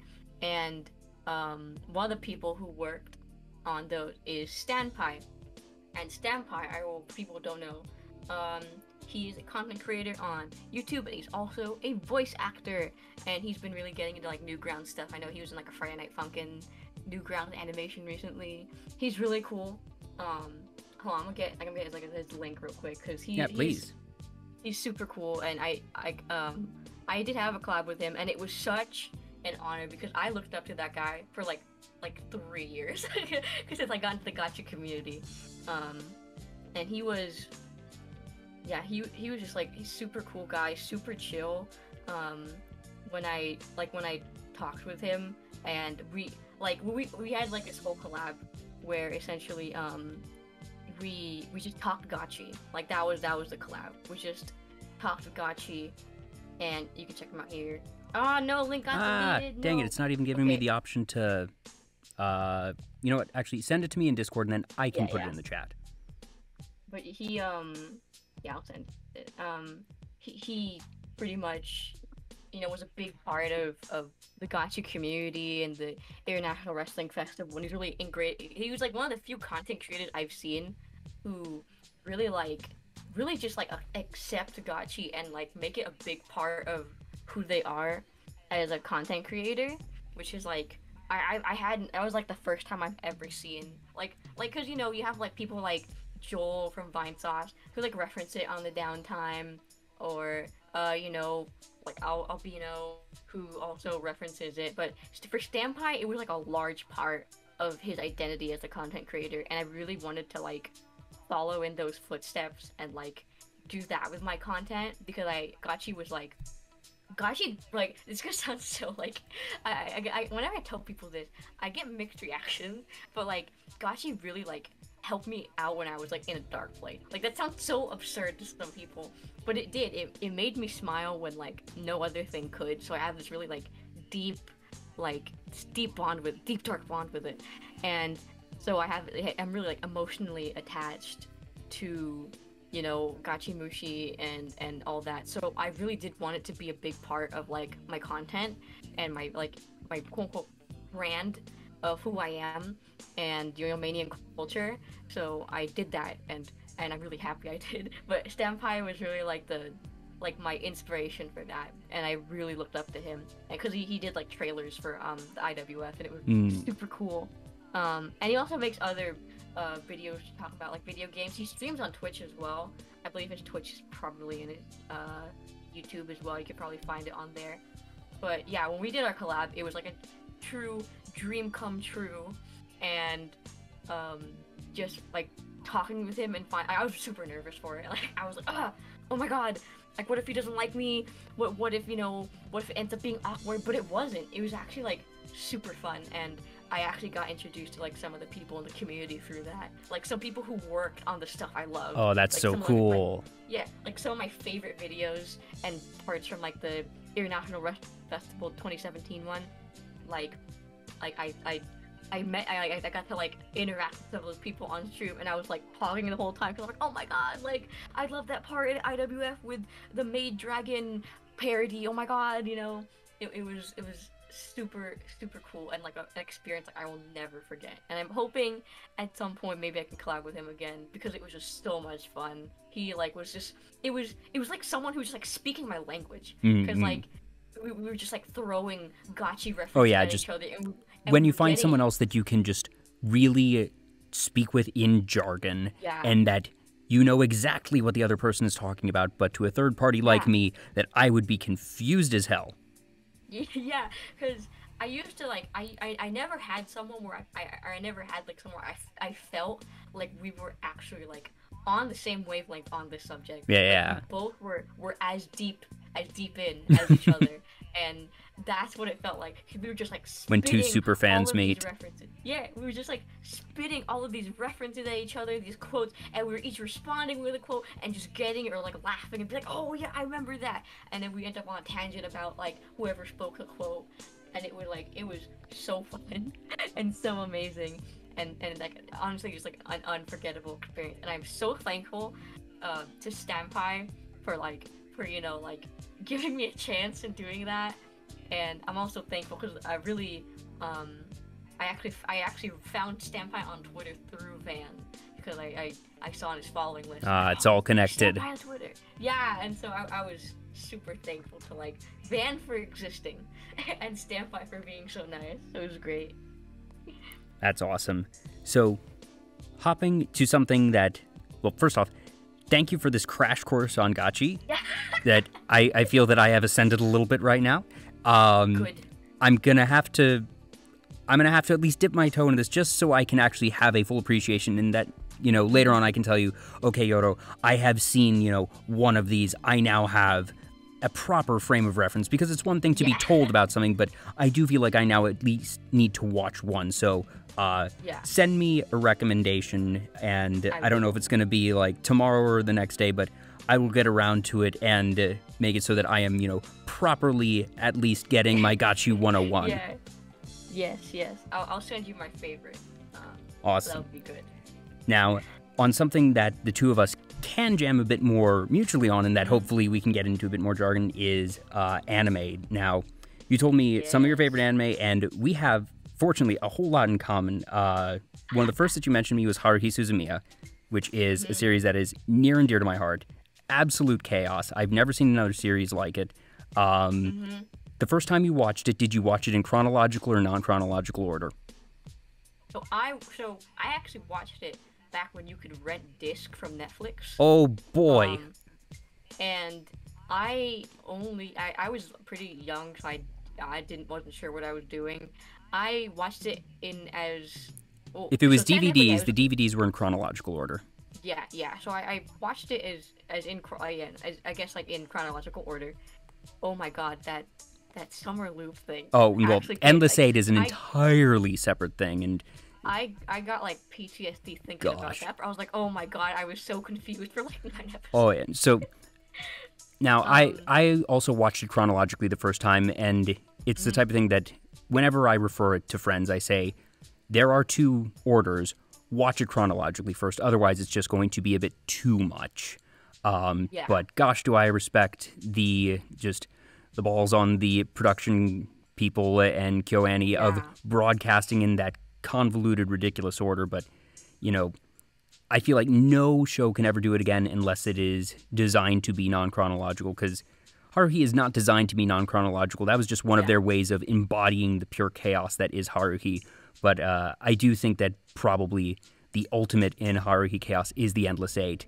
I remember the first time that I saw it, I watched the first episode and, you know, okay, cool. Saw the second episode and realized, oh, we're looping. Started the third episode, and it was at the start of the third episode that I realized, oh, we're just doing this 8 times, aren't we? I remember I was about like 2 or 3 episodes in when I'm like, no. And no, you can't be doing this to me. I remember I looked at the time. It was like 2 p.m. It was a Saturday afternoon in summer, and I was like, you know, I don't have anything to do today. So I binged all 8 of the Endless 8, And, oof, I even actually, some of my friends and I, back in the day, would get together. We did it for like 3-4 summers in a row, actually, and just marathon The Endless Eight, that we would watch episode 1 together and just sort of talk over 2 through 7 and then watch 8 more actively. But we made it a little get-together thing for the summer, and, you know, at the very least, props to the production crew that there's original animations. It's always a different outfit. There's different camera angles going on. There's just the slightest variation in the dialogue, but it is the same thing 8 times over. Yeah, I actually, like looking back, like, when I was younger, I'm like, what the fuck is this shit? Why'd they do that? But when I watch it now, I'm like, you know, I kind of respect art. That. They had to, it was maddening for us to watch. Imagine how maddening for them to make. It must have been to the anime. Oh and my to make, gosh. And the voice actors. Oh yeah. Oh, they must have been having a time. Like, so you can definitely appreciate it later, but when you're first watching it, you're like, what? I mean, I think it's cool how they kind of, Haruhi is so powerful that she is influencing she's influencing us to make 8 episodes. 8 episodes. Absolutely terrifying. Pretty much exactly the same thing. That is the extent of her power. Like, I kind of took it at that, like, they're just kind of showing, like, how fucking powerful Haruhi is. Like, gosh. Have you read the light novels? No, I have not. As a kid, I really wanted. I definitely recommend them. They're tricky to track down, but I think they were published by Yen Press a while back. I don't know if they're still in print, but if you're able to, they are actually really good reads. That the narration is all Kyon's. It's not done in third person. It's first person from Kyon's perspective. So you get all of the snarkiness that is, you know, the narration in the show is how you read the book. Yeah, I'll try to see if I can find any, because I've always wanted to read it. Like, when I was a kid, when I first watched it, I'm like, please, I don't want to read books. I'll read this. And the thing is, the Endless Eight in the books, they only do the last iteration. It is approximately 30 pages. It is 1 chapter, and that is all. So you don't need to relive all of that in the books at the very least. And that's part of what had the folks who had read the books so sort of taken aback when the broadcast was happening. It was, wait a minute, no, we didn't get the first loop or any of the other loops in the book. That we were just expecting the last one. So even they were like, whoa, what's going on here? Yeah, I guess they really threw us for a loop. Oh, got him. Another series that you mentioned to me is Ouran High School Host Club. That is one of my favorite things to just show to friends, show them the first episode, that it's family friendly, it's fun, it's a good time, and then just wait to see their reaction at the end. Oh, fuck. I still need to read the manga. I think the manga. I have not read the manga myself, but I know it goes farther than the anime. But that's still one of the ones that, where it ended, I think it was still very satisfying. Yeah, that's true. And there are rumors of season 2. So, hey, hopefully, please. You know, we got Fruits Basket season 2. We've gotten Shaman King remade. We had. I just want it to be, you know, Ouran High School Host Club Brotherhood. I do wonder though. I really do wonder, because one of the things that keep me coming back to Ouran like time and time again is just like you can feel the era like leaking off of them. Oh yeah, that is like, really, it's like early to like, actually when was it? It was mid 2000s. It wasn't early 2000s. I think it was 2006 if I researched correctly, or earlier. But Fruits Basket was 2002. Like, goddamn, that was old. Yeah. But like, when I actually, it's one of the few shows that I like watching the dub in, because the performances are amazing. Oh yeah, I really enjoy that one. Tamaki. No. He was so good at Tamaki, like, and it hurts to say that because he's not a good person. No, that just. But separate artist from the artist. Mm-hmm. Indeed. Because he was Tamaki's performance, like, or just Tamaki's voice work, was by who shall not be named at this present moment. Yeah, indeed. Was so good, and it fit the character so well, and it was so entertaining. And I remember I watched, like, I have a friend who's like exclusively into shonen anime, and when I show like Ouran was so good and the voice acting was so good that he converted a little bit and he gave Oran a chance. Yes. Him like Fruits Basket or Princess Tutu or you know Revolutionary Girl Utena. He would not give it a chance. Like, oh, sorry, it's for girls. But he watched this and he thought it was so delightful that he gave it a chance and he watched it all the way through. Like, did he like every bit of it? Not really, but he gave it a chance. Yeah, it is like, one that, of just things. it is one of the most approachable anime ever, in my opinion. It's something that I sort of have a list of things that I recommend to people, and depending on what I know of the person's taste will impact what I recommend to them. But Oran is just one of the safest things of, okay, if I don't necessarily know what you like, or if you say that you're in the mood for a comedy, that's a pretty just, softball layup one of, you might not necessarily be head over heels for it, but you're gonna have a good time. Mm-hmm. Like, it's also, who's your favorite host? Go. Who's your type? Who's Kyoya. favorite host? Kyoya? Okay, I'm with you. I love Kyoya. I also really like Mori. Mori was my guy. Travis Willingham awakened something.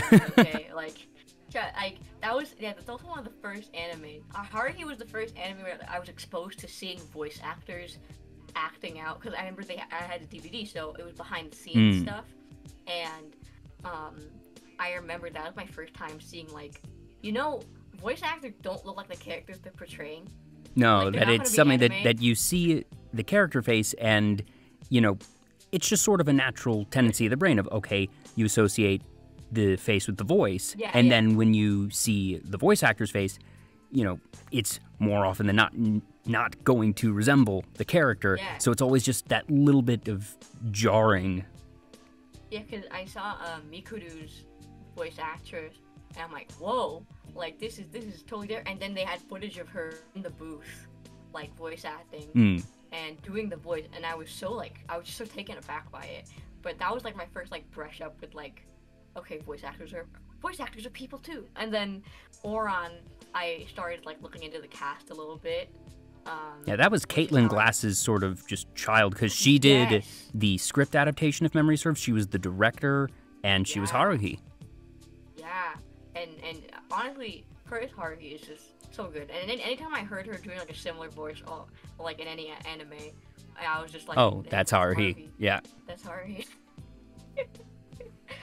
Yeah, that anime, like, it's just something I always, it's like comfort food, really. Like, absolutely. It's like comfort content. Like, you could watch it over and over again, and you're still gonna laugh, you're still gonna have fun, you're still gonna enjoy it, which is, like, super good. Yeah, and I think it has the single best localized intro that I've ever heard. Oh my god, yes. Not even close. It's iconic. It's, like, actually, like... It works, the lyrics are smooth with it, the singing is nice, and it's just, there's some hits, there's some misses, there's some in-betweens for localized openings, and more often than not, they just don't even try, because they know, all right, you don't want to mess with it, or they can't get the rights, because that's an extra layer on top of it that you need to get the rights to the song, in addition to for the show itself, if you're going to end up doing actual changes like that. So from a licensing standpoint, it's an actual additional headache. But they took the time for this one, and just that's one where I enjoyed the dub more than the sub, and I keep the dub version for the opening. Because I just remember, like, it's one of those things. I remember we had this, like, one anime, because, okay, I'm gonna be a nerd here and say, I admit, I was an anime club. I was also the president of said anime club for a year. Don't make fun of me. Your first time as dictator. Essentially, like, I didn't want to be president. I was actually, funnily enough, the graphic designer for the posters, like the promotional posters. And the president just dipped, and she said, okay, you're president now. And I was like, okay, awesome. And so, I remember when she was president, when the former president was president, she made us play this anime opening guessing game, right? And I remember people, a lot of people could get this, but there was one, there was one that everybody knew. Everybody heard the and everyone instantly, like, everyone in the room just went kiss, kiss, fall in love. Everybody got it.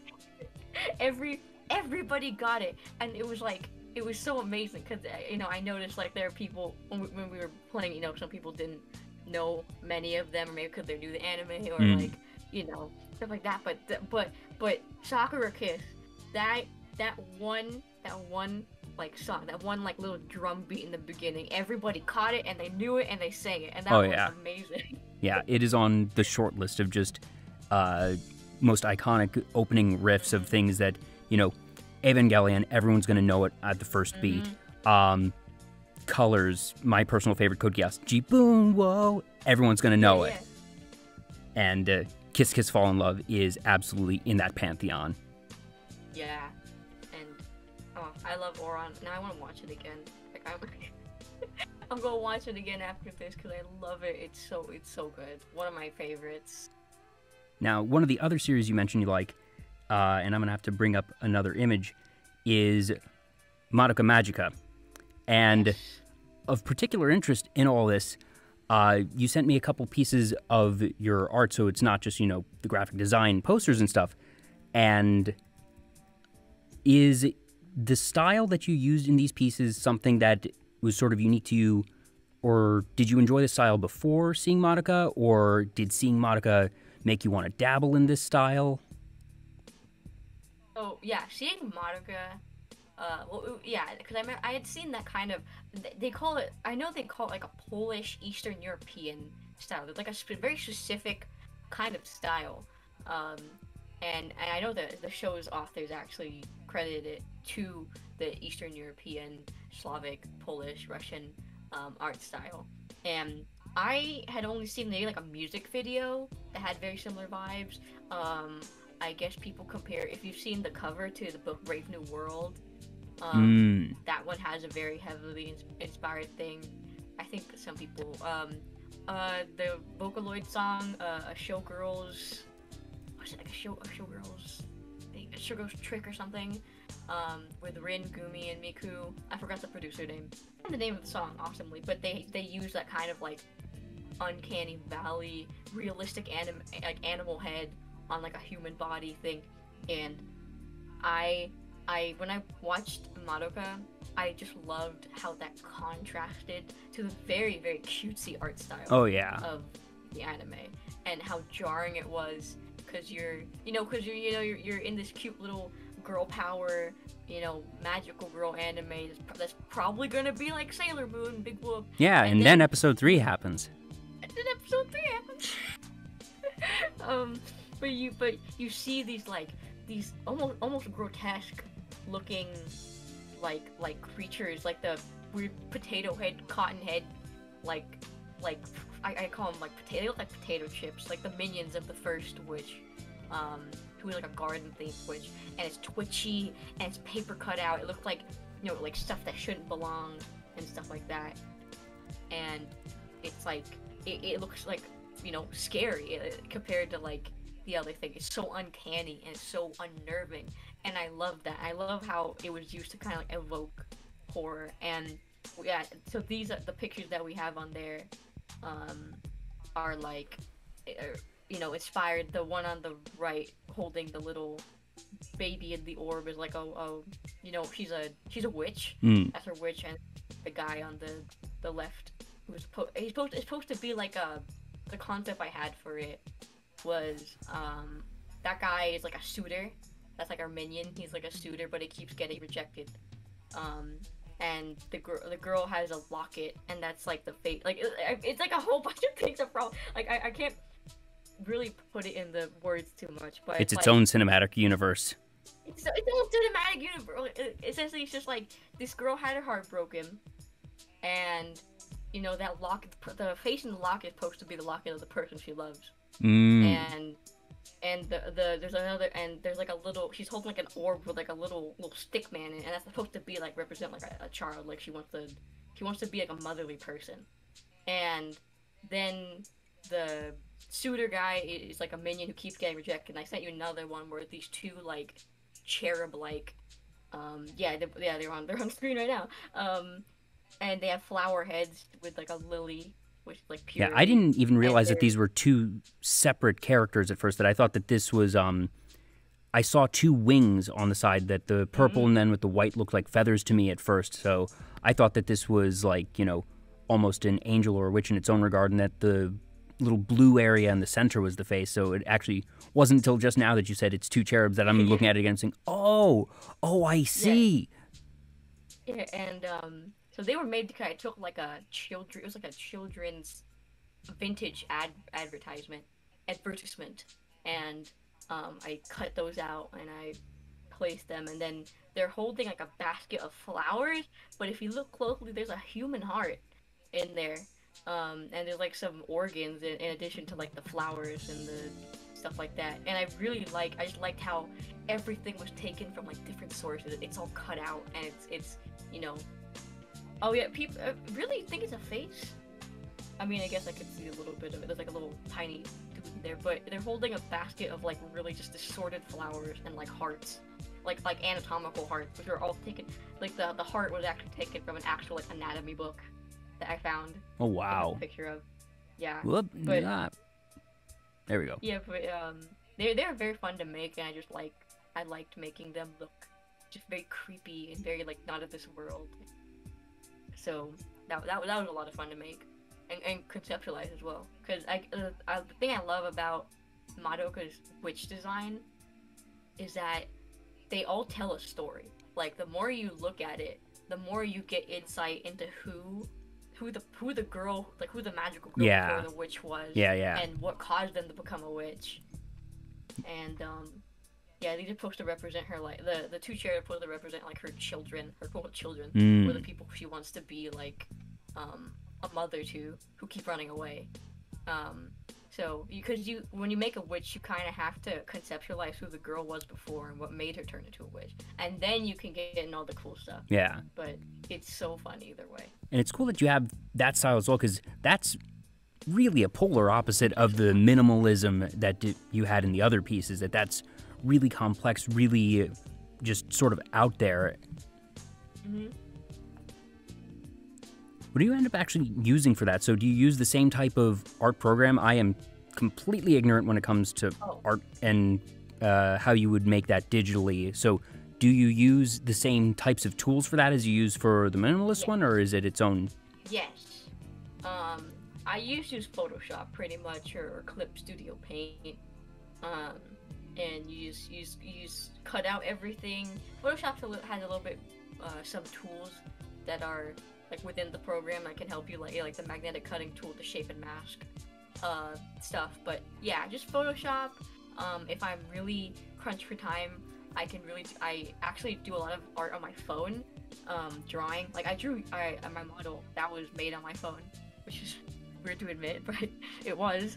I have a program called Ibis Paint, which is really, really good for like quick drawing on your phone, or concept art on the go if I need to. But I think all of my assets were actually made on my phone as well. But yeah. Have you done any art streams? Because I know you usually have your gaming ones, but I'm trying to think. Okay, I must have just missed the art streams that you've done in that case.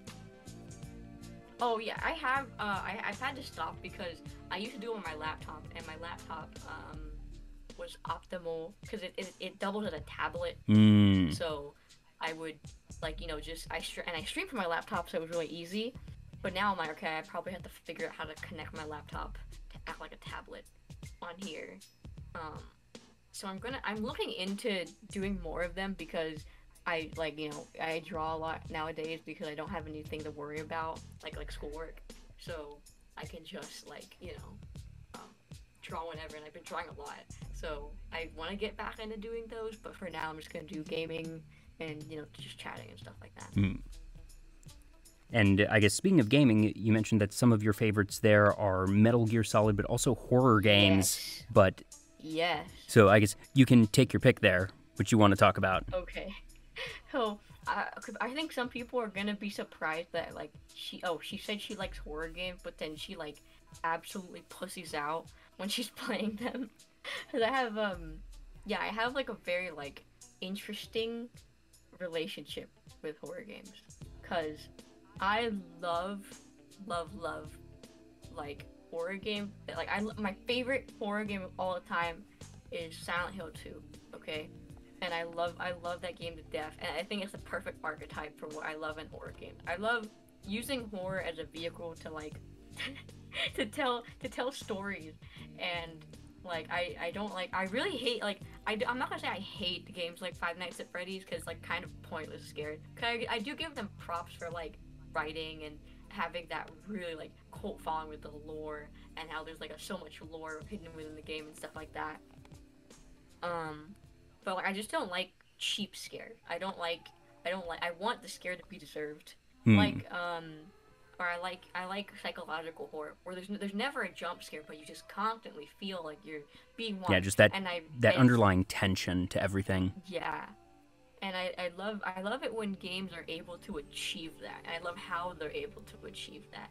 With Silent Hill, it was everything with Silent Hill. The voice acting, which was just really kind of stilted and awkward, but it added to that just weirdness of Silent Hill. Or like, you know, I love the psychological nature of all the creatures and just like the town and as a whole, where the town's like this entity and it's out to get you, and you really feel like that.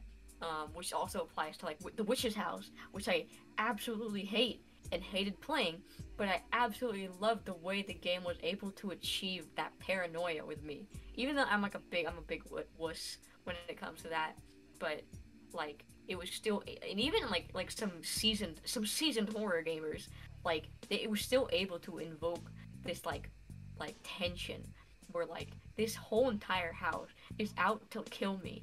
I can't trust anything. You could, so all the save points are in areas where you could die at any moment. Oh, That jeez. was really cool. There's no save room. It's just in the house. That's your save point is in the house. You can die at any moment. You can die in the safe room. like when me and Kohana played the game, like there's a part where we went back to the save room and we got attacked, and that's like a violation, bro. Then from then on you're like, there's no safe place. I could literally die in any room if I just walk in the wrong direction. Oh, jeez. So I'm an absolute wimp when it comes to horror games. Like, I can't play them. I enjoy watching horror streams because it feels different when you have, chat running along and just getting to see the streamer freak out as well. But I am not someone who enjoys horror movies. I do not like horror games. It is not my cup of tea. If you like it, more power to you. I can appreciate the art, and I can appreciate the storytelling and the different things that are done. It is just not something that I'm going to spend my free time consuming. Thank you very much. Yeah, it's one of those things. People love when I play horror games. I think people like when love it. any streamer plays horror games because you like seeing other people freaking out. Yeah, it's funny. And when I did like a thing where I did like a survey for a project, and I asked all of my S-Pro siblings, if you had to bring 3 people on a Phasmophobia game, who would you bring? And I was picked by every person because they know it's not gonna be scary because I'm gonna be screaming and yelling and calling the ghost a little bitch, and that's like the that's the thing, that you don't just scream and then move along, that you get aggressive against the game. Yeah, it's like my defense mechanism. It's fight or flight. I'm gonna square up and then realize I can't square up and then run.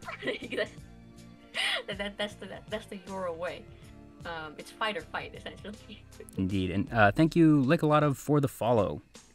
And I guess the enjoyment of that tension probably also comes into play, wrapping back for Madoka, of your enjoyment there, that it definitely feels like a similar thing, because if I were to classify Madoka outside of what is, well, it itself established the subgenre of dark magical girls, but if you were to put it in something of a more traditional genre setting, psychological horror is where it has to be, I think.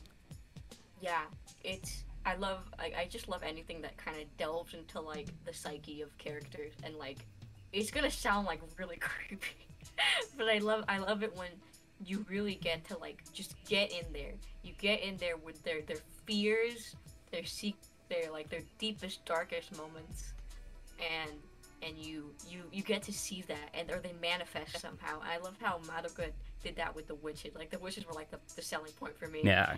And also like just like the decay of these girls. Like holy shit, Oof. these girls went through some shit during that anime. And they're gonna go through more because they announced the fourth movie. I'm real excited because, like, I'm so hyped. I could have accepted Rebellion as the end of the story and just there aren't many series that end in pure tragedy. But that series is one that I could see doing it and say, yeah, that's how that series goes. They've, you know, always been about just the despair and the horror and the hopelessness. And while it's not happy to see a series end that way, it would have been on brand. But I am actually happy that they've announced another film because I don't want it to end the way it ended. Yeah, when I watch, it's one of the first animes that like I actively wanted. I wanted to see the ending. I get like that commitment issue with shows, like, which is why I don't watch many anime. And when I do, I'm like, it's like I'm super picky about it. Yeah. Because you get that post-show depression where like, damn. Oh yeah, just like it is a unique feeling of just whether it's a book series, an anime, or a film series ending. It's not something that you get when, you know, a standalone film ends, because you haven't developed that type of attachment. But it's something that, whether it be weeks, months, or years, that you have grown fond of these characters, and you know that there is usually more to their story, or if it's not necessarily to the protagonist's story because they've died in the end, that it's all right, well, what happened in the wake of their death? Of just, you want to know more about the world, and there is that yearning, and also just sort of the bittersweetness of the parting. Yeah, and this was the first anime that like I wanted to actively finish, and I wanted to consume the media after, and like even if it ended, like I was like, you know what, I feel satisfied. I don't have that post-show depression. I'm just like, yeah, this is it. Like, yeah, and Rebellion was like one of those movies where I was just like, yeah, because its ending just punched so hard. It told you, this is the end, sucker. Yeah. Oof. But I'm very excited to see what they bring. I want to see what else they have to say, and how this show can get any crazier or better. I know it's gonna be good. Yeah, I definitely am very, very optimistic that it's gonna be just super solid. And I don't think they've had a release date. They might have said 22 sometime, but people can at the very least rest easy knowing that there is going to be at least a bit more Madoka Magica around the corner. Yeah. Now, on a completely just 180 end of, all right, we're going to go dark, depressing, to a little bit of fan servicey, Azure Lane. Yeah, okay. So, can I get confirmation that the Yoyo Navy fleet is composed of ship girls? I can neither confirm or deny that question. Darn it. But rest assured, I am very satisfied with my nation fate. Extremely satisfied, okay? Here's the thing, I watched a little bit of the anime, and I watched like the first few episodes, because I got busy with school, because I got home around like school time, and then I just like, okay, I watched it. and I played the game more than I watched the anime. And I'm playing Crosswave right now off stream, and I am playing the mobile game. Always grinding for wisdom cubes to get Graf Zeppelin. Come home, Graf Zeppelin. But yeah, Yari knows, and she's extremely jealous of Atago and Taiho, who are my main girls, my main squeezers. Okay, they're my ship waifus, and I love them. And I will scream to the world. Not my parents though, because they're gonna judge me. Like not just liking girls, but liking anime. Scream girls. to most of the world. Most of the world. That Asago and Taiho are they're my type. Like pretty much, if you had to choose an archetype or type of waifu, just look at them. Just look at them, and you'll know. You'll understand. Like pretty much, and yeah, I want to watch more of the anime. But I just been busy. I know Atago is in it, and she is RR, and she's very, very bouncy. So I enjoyed the scenes where she was in it. Now for the inverse, Like- you have Azur Lane on one side with all the ship Yeah. girls. Now let's go to Pretty Boy anthropomorphized nations with Hetalia. And Nyaru, you're in the chat, you can confirm this for me. I realized pretty quickly, as soon as Yoro mentioned Hetalia, I was like, oh, so you, as Yoro and Yo-Yo Main in general, are Prussia. Yeah, it might take a bit to answer, but I actually realized that when I watched I watched this compilation of Prussia English dub moments, and I went, we got the same exact voice. He's just a guy. Like, Yep. I was Suck like, it, losers! yeah. I was like, literally, we have the same exact voice. He's just a guy, and we have the same, like, me and Prussia got the same exact like language, like, except I'm much more foul and much more horny. And we have the same language. We have the same like sense of pride. Like, we're like, I'm Prussia. But what's funny, and I rarely talk about this aside from when it pops up as a subject. My awakening as my sexual awakening was Germany from Australia. like my first crush ever my first Prussia wanted to crush marry ever. Germany. My first crush ever was Germany from Italia, and it was so funny. I remember, like, if you asked me when I was 10. Okay, I was 10 when I realized that I liked Germany and Italia. If you ask me what I like, I'm like, he's a workaholic. And now I find that I'm the workaholic, and all I do is work. And when I'm relaxing, I'm actually working on something. It's come full circle. You know, I'm trying to remember, and that was Patrick Seitz doing the dub, and just yeah, okay. Hetalia is another anime that really got me into like knowing voice actors and who they were. That was my first introduction to Patrick Seitz. And Seitz has gone on to do a lot of things. I think probably his most prolific nowadays would be Dio. Yes, 100%. I also know he was the voice director for Fire Emblem Three Houses, and he did an amazing job. Like, the voice acting in that game is crispy. It is so good. I still haven't gotten around to it. I picked up Three Houses, and it's one of... I'm usually really good about playing the games that I buy. I don't have, like, an excessive Steam library backlog or anything. I think Five Houses, it's sitting next to me. You know, it's within reaching distance of my desk right now. And I think that is the only game that I have purchased that I haven't opened up yet. Because I remember I bought it at the beginning of the pandemic, and I picked up, like, 3 games because I was like, all right, I'm going to be inside for a while.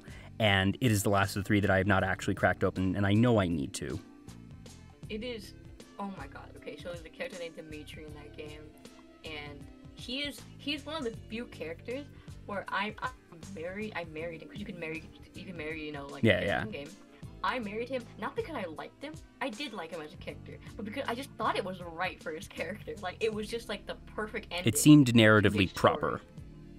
Yeah, and in addition, the guy who played Dimitri, Chris Hackney, he also played, I don't know Italian. His name is gelato, or ice cream, or ice in Italian, and he's in JoJo, Part 5. I forgot his name, but he screams a lot. And he played him, I think it's Shirayuri. I don't know Italian, I don't know the names, I'm sorry.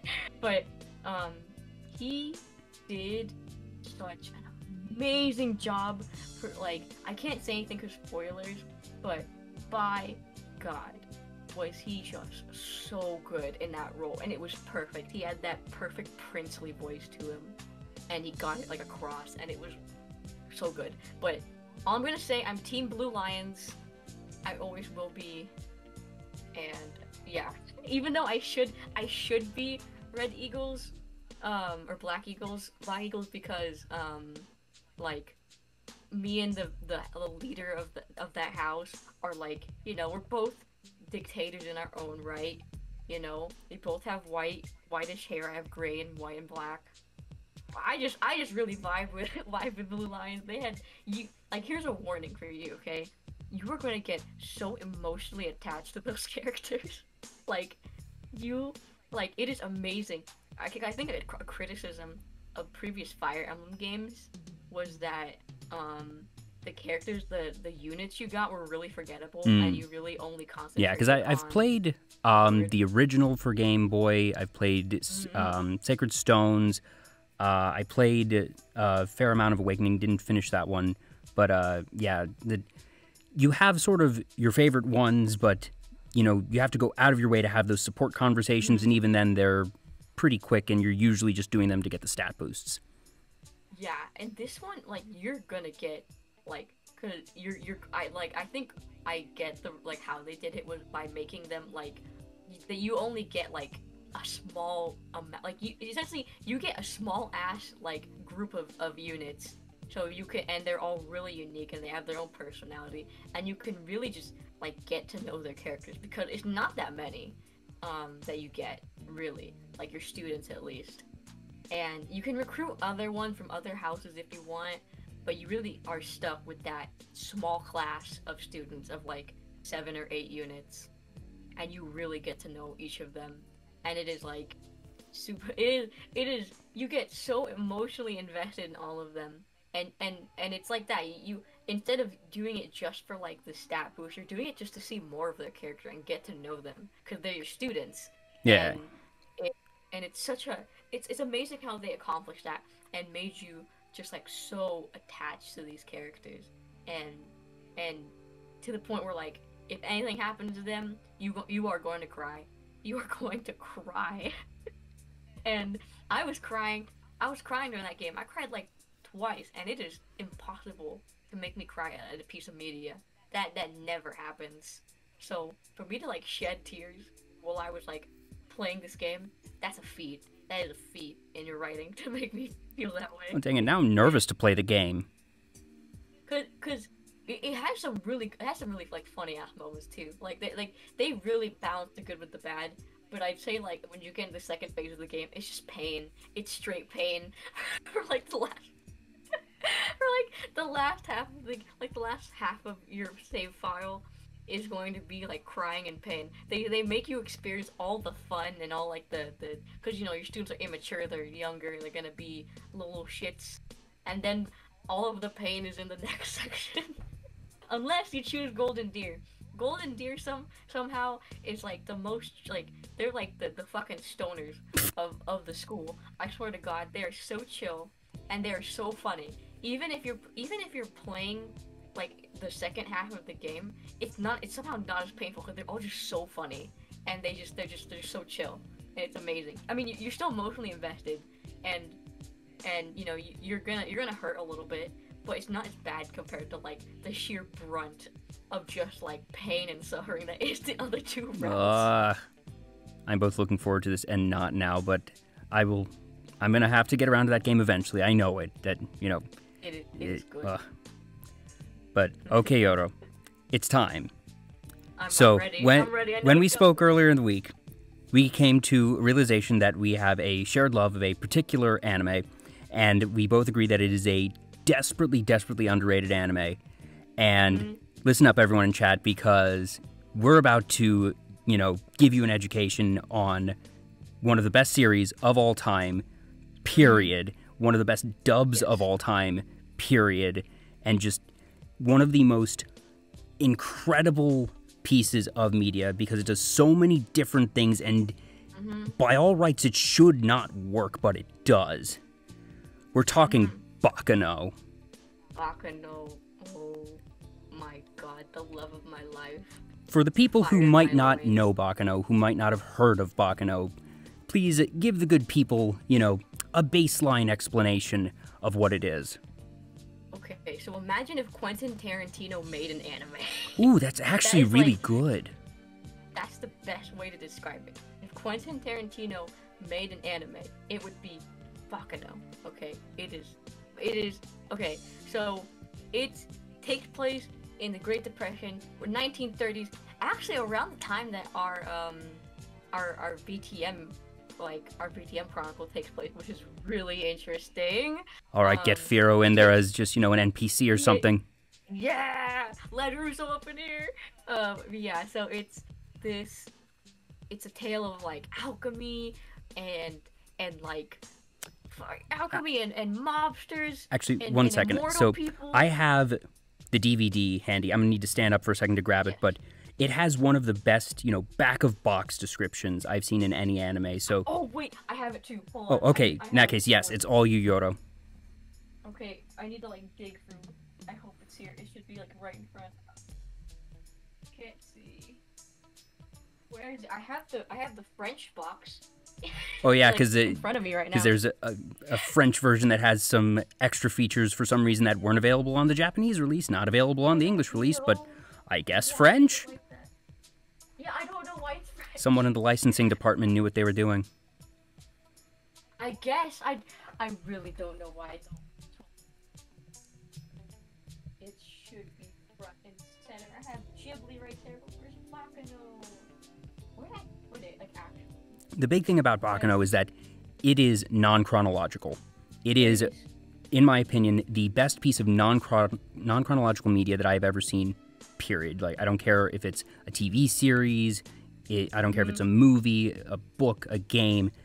It does different timelines right and has these just beautiful touch points where you have, oh, this is happening there, and the rewatchability of this series is so good because every time you see more and you catch, oh, because I now know that this is happening or this happened, and the first episode's going to be a bit jarring, but the first episode's still really cool, and if you can't find the box, I will grab mine. Oh, I actually have it right in front of me. Okay, please take it away. So there's like so first of all, the way they present it is like this blood-stained postcard on there, and there's like a little stamp that says nothing makes the Great Depression sexier than alchemy battles and good-looking mafia hitmen, and I really feel that. It's true. Who said that? And then so it says correspondence. Don't let nobody tell you no future in a life of crime. And some rackets can last forever. We'll get around to that all mortality jazz later. A mafia turf war is raging on the mean streets of the Big Apple. Oh, really? It's in New York. I thought it was Chicago. I'm dumb. A place where regular Joes bounce between backdoor booze joints and the breadline. But this caper ain't about simple gangland brawl. It's all about hoods who can't seem to die proper after catching a bullet of 5 between the eyes. Sadistic hitmen and the dames they love. Mad bombers going boom. Monsters going bump and soul-sucking alchemists bootlegging an elixir of eternal life. Just remember, BACCANO ain't about beginnings and ends. It's about the twists and turns, bub.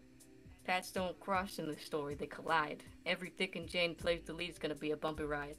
Yeah, like, it's so good. Yeah, and the way every Dick and Jane playing the lead is one of the big things. This is an ensemble cast.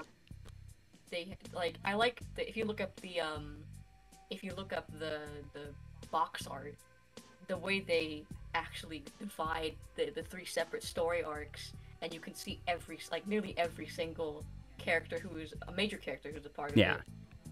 With some exception, is nice. I also, oh my god, I'm actually gonna ask our DM next time if he can use BACCANO music. Oh god, that soundtrack's so good, and the opening is the jazziest thing since Tank itself. Exquisite. Just if you enjoy Tank, just look up Guns N' Roses BACCANO, and it's so good. But literally the entire opening sequence is just them showing, I think it's 19 characters, and there's more. That's not everything. And just there's so many memorable performances, and the dub in particular is just Funimation putting on a clinic. You have Caitlin, I have the cast list up here, I can't remember all of them off my head, but there's too many that you have to, give them their credit. It's Caitlin Glass, J. Michael Tatum, Brina Palencia, Brian Massey, Colin Klinkenbeard, Ian Sinclair, Jad Saxon, Jerry Jewell, Joel McDonald, there's Sean Hennigan, Todd Habercorn, the list goes on and on.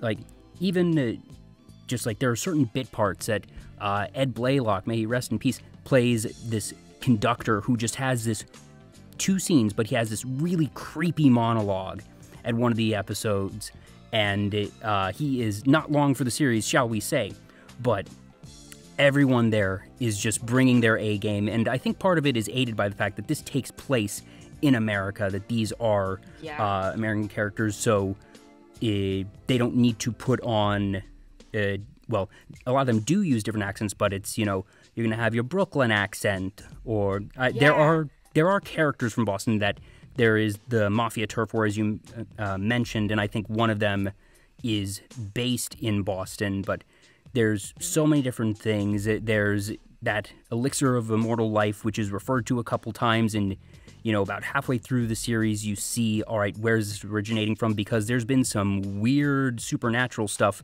going along every so often in this otherwise pretty gritty, grounded series.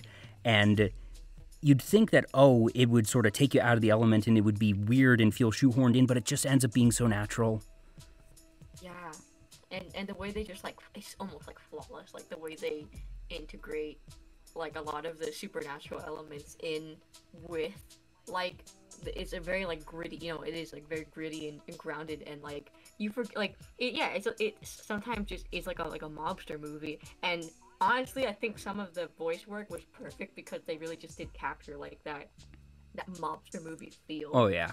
And which I absolutely love. And pretty much the one character and the one character's voice performance that I will every time I talk about BACCANO, I have to bring him up. I have to talk about him. I have to talk about how Brian Massey carried the show at some points. His back must hurt because, oh my god, there's Lad Russo scenes. Oh my god. Carried some episodes. All the episodes, that's saying something, because all the episodes are amazing, and they're all so so beautifully crafted and wonderful. And for me to say that Brian Massey carried some of those episodes, sometimes people say that dub performances are bad because they're a bit too over the top and not believable. And oh my god, Brian Massey's Lad Russo is over the top is an understatement. And it's the thing that in the first scene, it's jarring, and you almost think, is this a bad performance? And then you get to know the character, and you realize, no, this is a fantastic performance. He was so perfect. And I think I talked to my friend about, his voice work his voice work in BACCANO particularly, because we talked about BACCANO, I got really back into it, started watching it again, and I got pulled on that rabbit hole again. I had to talk to my friend about Lad Russo, and he said he has that mobster grit to his voice, that little bit of gravel, and it works so perfectly. Because if you watch the sub, actually, I feel as though the sub voice actually didn't fit Lad, his age and his character. Yeah, I suppose we should give a little bit of context. So Lad Russo is the son of one of the mafia heads, and this guy is a sadistic bastard. He is unhinged. He is obsessed with blood and torture. His enemies, he literally tap dances on the corpse of someone in a white suit. The girl that he loves, the way they flirt is him threatening to kill her.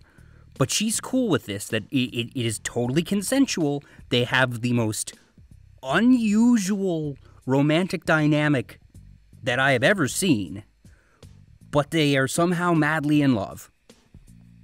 It's interesting because, people do fucking character studies on Lad, they actually do, because, there is more to him, that than, just, the killing and stuff like that, which is really interesting, because you see people, do deep dives on, especially, their relationship. Yeah. And, also the kind of people that Lad likes, there was the mechanic guy, when I can't remember his name, but he's covering one eye and he has a blue mechanic suit, and he fought Lad with a... Oh yeah, the guy from the OVAs. And I guess one of the other big things that's so good about BACCANO is it's 16 episodes, that there's 13 in the main and then 3 OVAs, but I absolutely consider the OVAs required reading. Yeah, it's... it gives a proper closure that the main 13, it's workable, but the epilogue that you get in those last 3, and it even has its own little arc, but then also just the ending sequence in the last OVA it ties it all up very nicely. It's very satisfying, and so definitely, but it's 16 episodes. It's really short. it's short and it hurts a little bit. Like whenever I watch it, I'm like, I don't want to get to the end. Yeah, but it doesn't waste a minute. And one of the things that I tell people is, if you're gonna watch BACCANO, you need to do it in a week or less, because due to the non-chronological nature, if you watch episodes 1, 2, and 3 today, and then come back next week and watch 4, 5, 6, you'll be able to enjoy it, but you will have forgotten stuff, inevitably, that there's too many details in this series to consume it over an extended period of time. So just maybe, it's 16, you could binge it in a day. It's, you know, when that's all shaken out, it's about 4 or 5 hours-ish. So not super absurd, and it doesn't have to be in a day, but it shouldn't be in more than a week. Cause they throw a lot at you, and what's nice is that, like, in the beginning they kind of it's nice because they hold your hand a little bit when jumping around, and they'll give you like the card with the date, but eventually you become so familiar with these characters, that you like, oh, I know this character is in this year. And I really love how, like, how it was this is a funny story. I watched BACCANO originally when I was around the same age I got into Haruhi Suzumiya and Hetalia, and I was scared shitless by Lad. Like, I was he's terrifying. He's sadistic. And then I rewatched it and I absolutely just fell for this character. I'm like, I love this character so much. Like, he's not scary anymore. I just love his character, like, so much, and I will never be able to just talk about how amazing, like, how interesting his character is, and also just Brian Maskey's fucking voice performance of all that. Like, it's really good. And it's so good, and it's like a homework, like that boxing scene. Oh my god.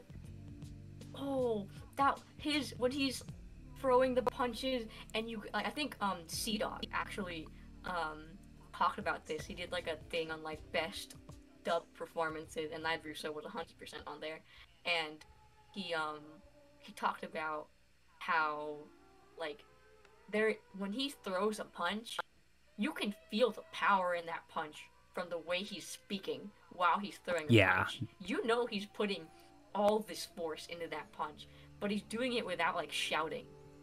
Yeah, it's the increased effort in each different punch that he has, that you can feel it, and it's timed well. That props the director for getting these performances out of these actors as well. That just it was just one of the best full packages of series. Just the story, the music, the animation is gorgeous, and the animation absolutely holds up. I think this one's from about 2006, 2007, as well as you mentioned. Yeah, it was 2008.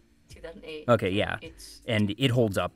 You could air that today, and people would say, oh yeah, that looks just fine. It's not going to be, revolutionary with its animation, but it looks solid. Yeah, and I also love the animation style. And I did read some of the manga. I did question some of the choices they made in some of the artistic choices have you read the manga? I have not. I know that there's also the light novel series, which continues, and I've been meaning to get around to those. The manga is, I feel like the light novel and anime are just fine. The manga is pretty, it gets the job done. I think the biggest turnoff was some of the artistic choices they made for some of the characters. Like, the biggest, the one that really caught my eye was, you know how Lad in the anime is this, burly guy. Yeah. He's tall, and he has this very manly, square face. In the manga, they made him like a Bishonen, like an anime boy, really hard, and they made him look really young as well, which was a choice.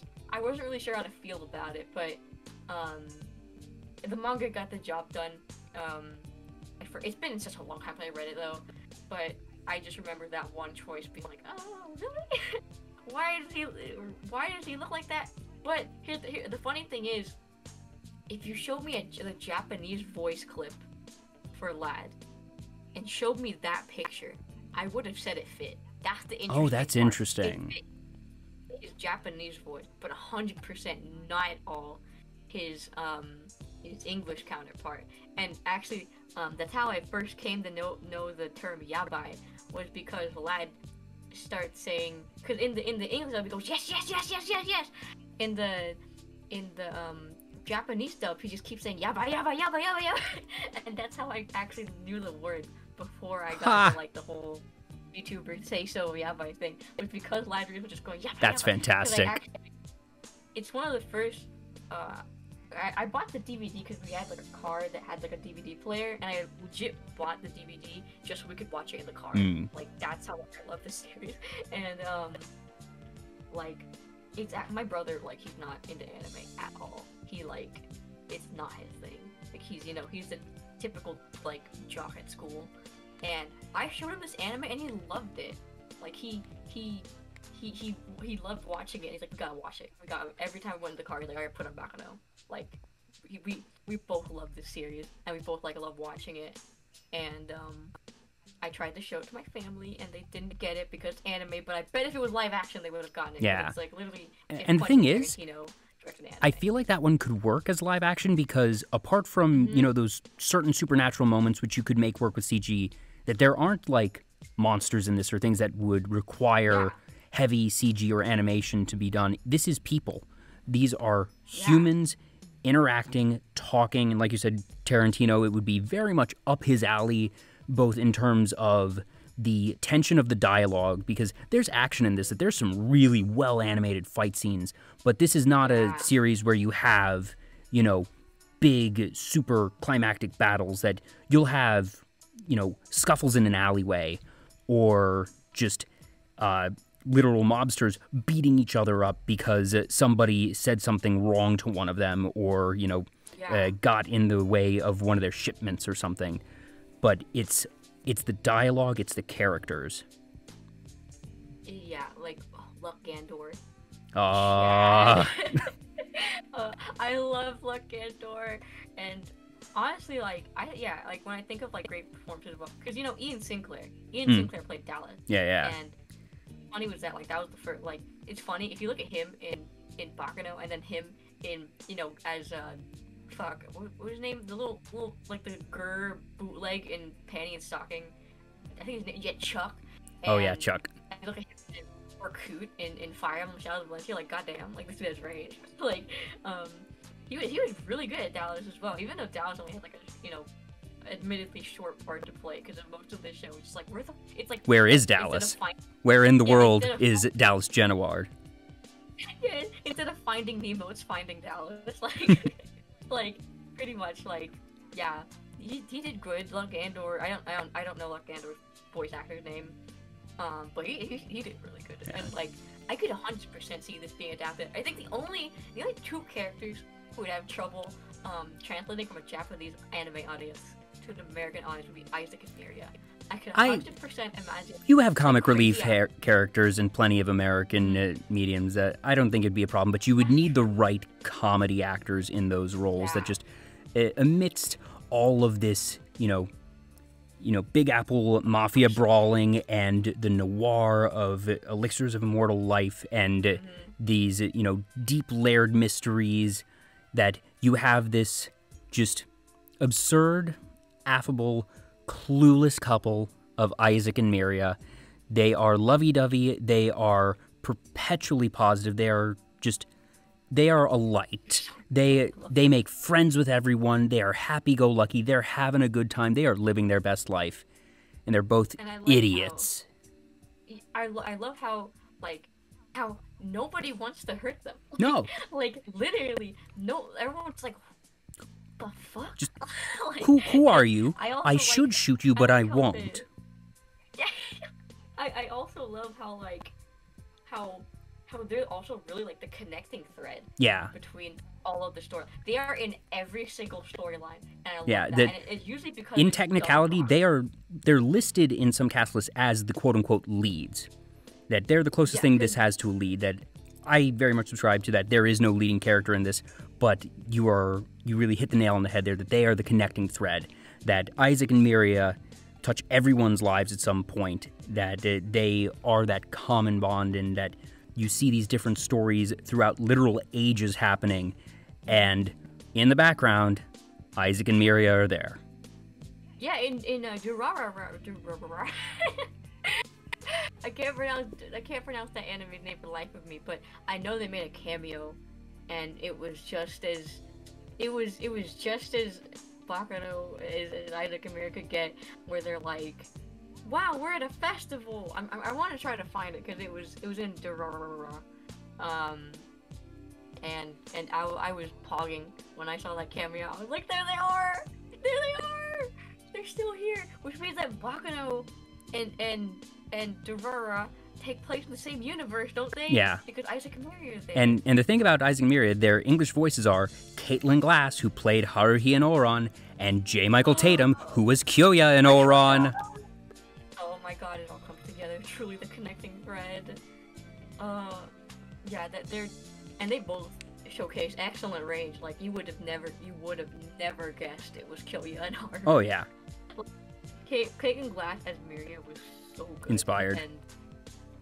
And J. Michael Tatum as Isaac was perfect as well. I like it's funny because, like, you know, usually in comedy duos you have the straight man, and even though they're both dumb as shit, somehow, like, Miria is just a little bit smarter. Like, you know, she's, like, at times super smart compared to Isaac. Like, Isaac is obviously the dumber one. And she'll point out shit and he'll be like, well, actually... I think that Miria's problem is that she is so head over heels in love with Isaac, is that she wants to believe everything he says, but she realizes, wait a minute, no, wait, this is wrong, you're full of shit. And then he'll like explain himself, and she'll just instantly go and be like, oh yeah, that makes perfect sense. And you're like, girl, like, oh, Miria, you're great. It's a good thing that Isaac doesn't have a single malicious bone in his body. He's the kindest man. When they did that cowboy thing with Jakuza, cowboy's real gun is in his heart, and then Jakuza blushed. God. Why did he blush? He was taken with Isaac. Yeah, and I guess if you need any more convincing to watch Baccano, there's a character named Jacuzzi Splot, and one of the major set pieces of this series is a transcontinental train called the Flying Pussyfoot. Oh my god. In the Japanese dub, it's so much funnier because they say Flying Pussyfoot. Oh my god. And it's so funny. It's so funny every time you hear it. When you hear it in English, it flows somehow okay. Like it flows okay. It doesn't sound out of place, but somehow in Japanese it's so fucking funny. And the fight scene on the train, oh, that was Shane and the rail tracer and the lad, that was, oh my god. By the way, Snake Knoll in the chat, it was saying, did somebody say pussy? And yes, I'm blocking that just for future reference because I don't want Streamlabs to remember that and greenlight it in case some troll comes in here. But you're not in trouble. You're okay. But I have to block that message. Yeah. But yeah, I absolutely love Baccano, and like that is my #1 favorite anime of all time. Like before I found Baccano, I'd be like conflicted because I'd be like, oh, you know, like, I don't know, there's so many to choose from. But now when I found Baccano, I'm like, it's definitive. What helps it is that it's so unique that you can't find a good parallel for it, that it is very one of a kind, just in its topic, its plot devices, the fact that it's non-chronological already puts it into a very small category of its own, and it's the type of thing that I don't know necessarily what someone could say is closest to it, but basically if anyone tells me, oh, I like noir stuff, or I enjoy just, you know, good dialogue driven, just Baccano. I look for opportunities to recommend that show because it is so just off the wall, it's an oddball, but it deserves so much more. I know, that's the thing that, like, hurts so much about Baccano. It's like how little people know about it.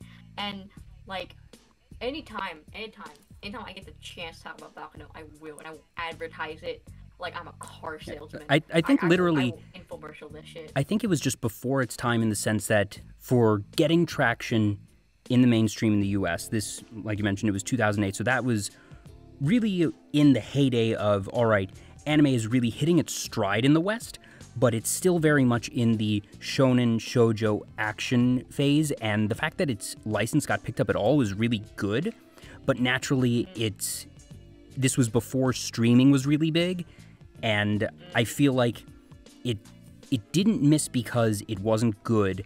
I think there weren't enough ways for the people who saw it to talk about it and get it that, word of mouth groundswell that you can get for some series that start a bit under the radar at the beginning of a broadcast season, but then by the end everyone's watching it because, you have social media and you have these ways to actually get the word out if some offbeat show is just really good. Yeah, and I'm praying. I am praying for some TikToker or something to find out that BACCANO exists, watch it, and hopefully find just nothing wrong. Waiting for some influencer to get their hands on it and act as the platform. I know some people are like, well, but then it gets too big, and and then you get like stinky fans. But like my kind of motto with stuff like that is like, if you're a real fan of at least with me, I know people are gonna disagree, and it's okay if you disagree. But like my own personal motto is, if you're actually like, if you're like a big fan of something, if you're really truly a fan of something that's underground, I understand, like, you're gonna want it to grow.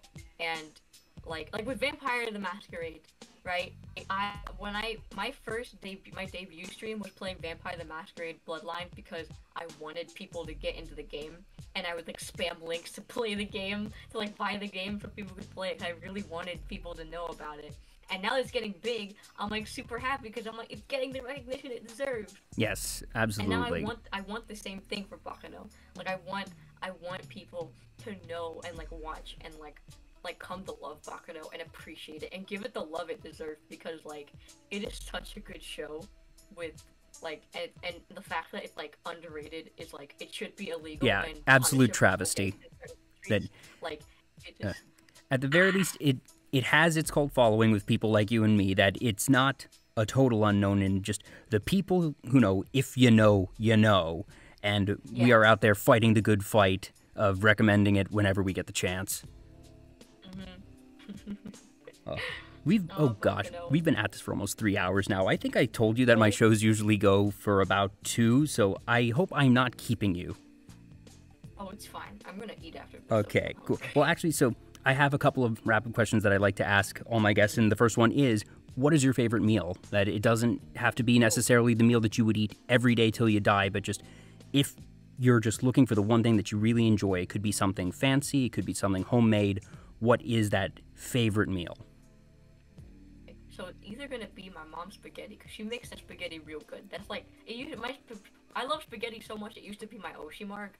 I changed to a TV.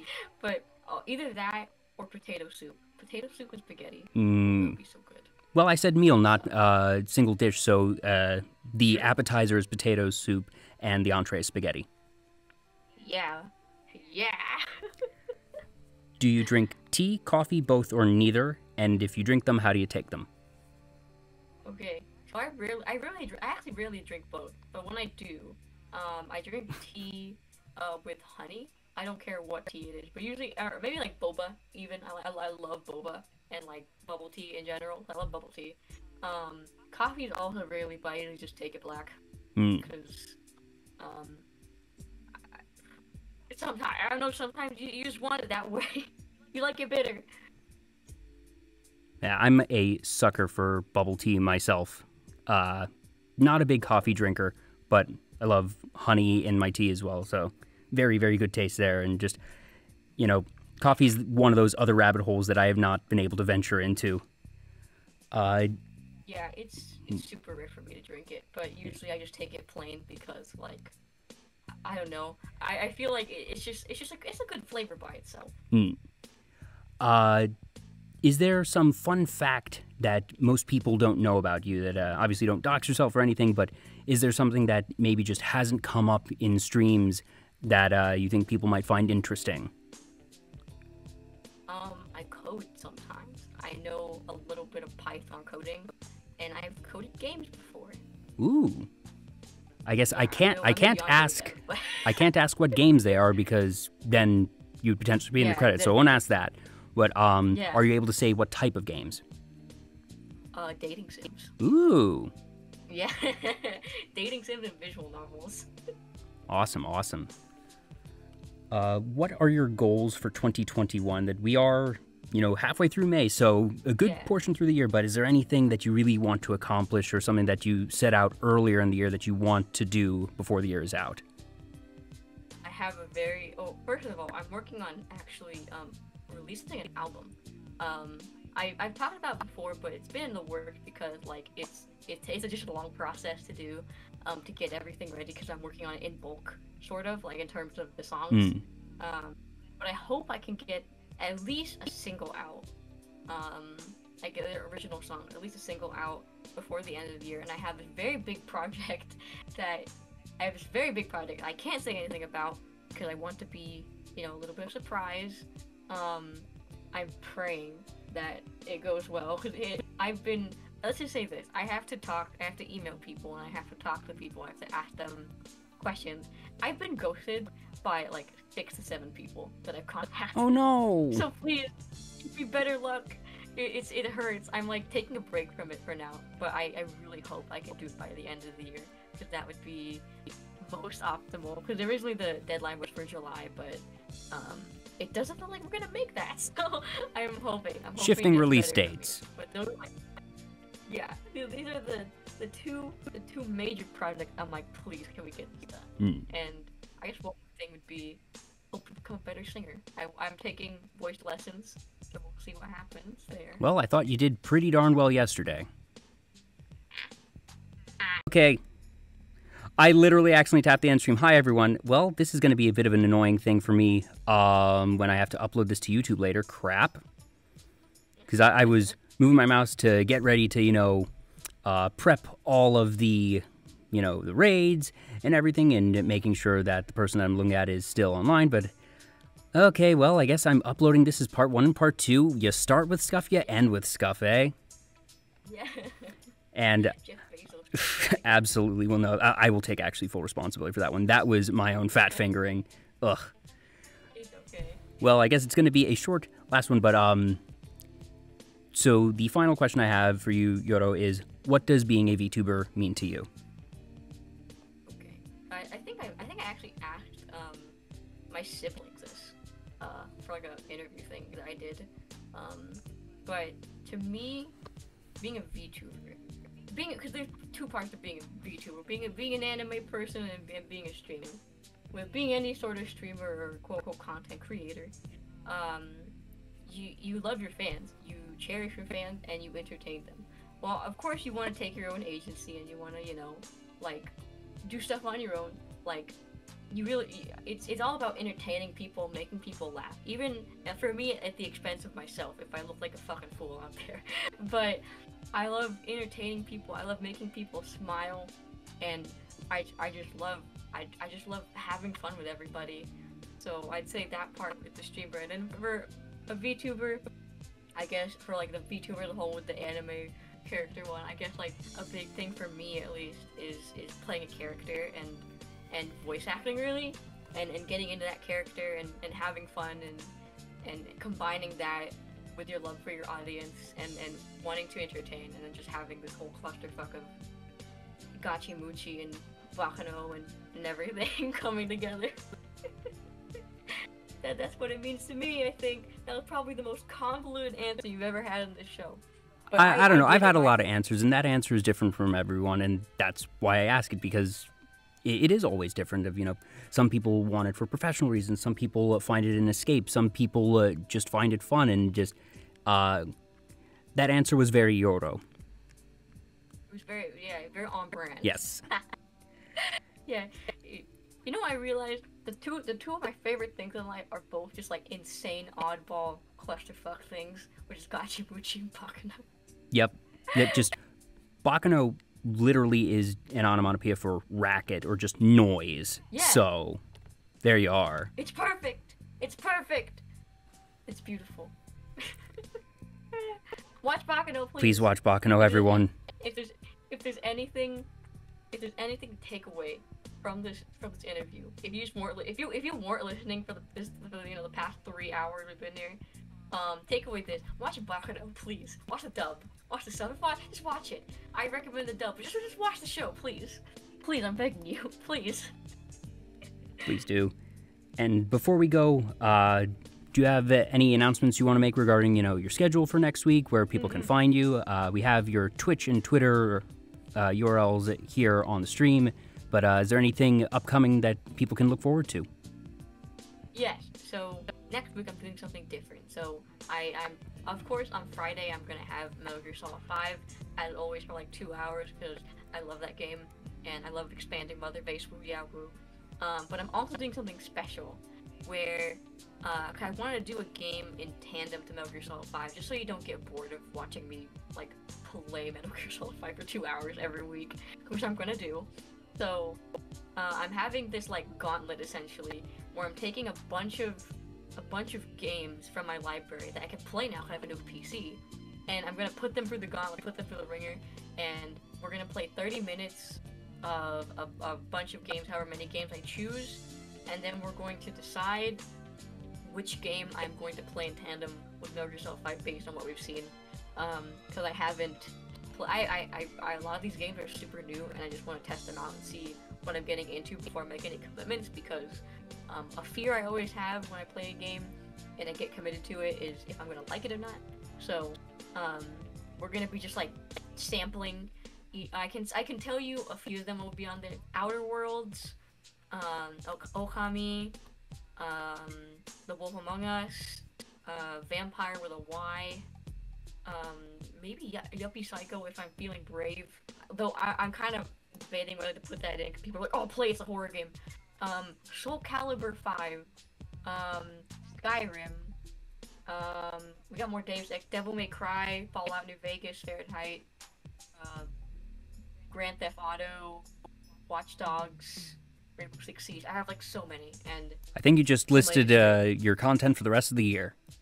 Yeah, like, so we're gonna pretty much like sample like each game for 30 minutes, and then we're gonna have them go head to head and see which one is see which one will kind of make it to the top as like the next quote unquote playthrough of the game, because sometimes I just don't.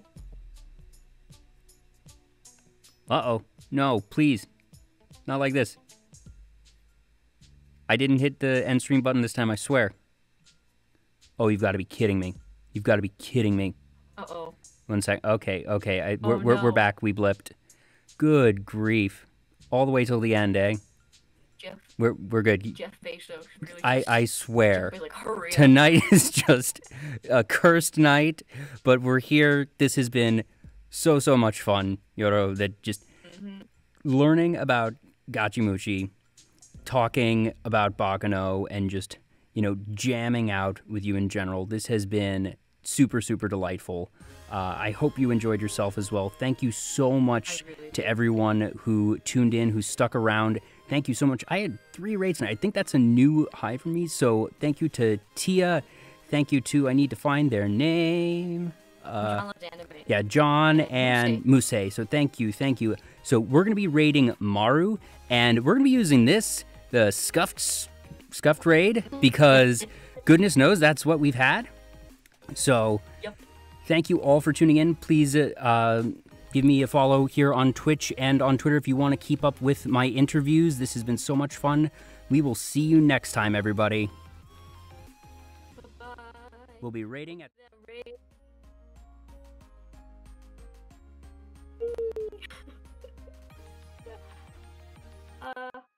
So much fun. That was a lot of fun. That was a good, probably, the best interview I've had. Which is a point. It's okay. It's great. It's still. It's pretty much like I've only been interviewed by myself, and yeah. Best interview I ever had. I've been like interviewed like once by myself. Awesome.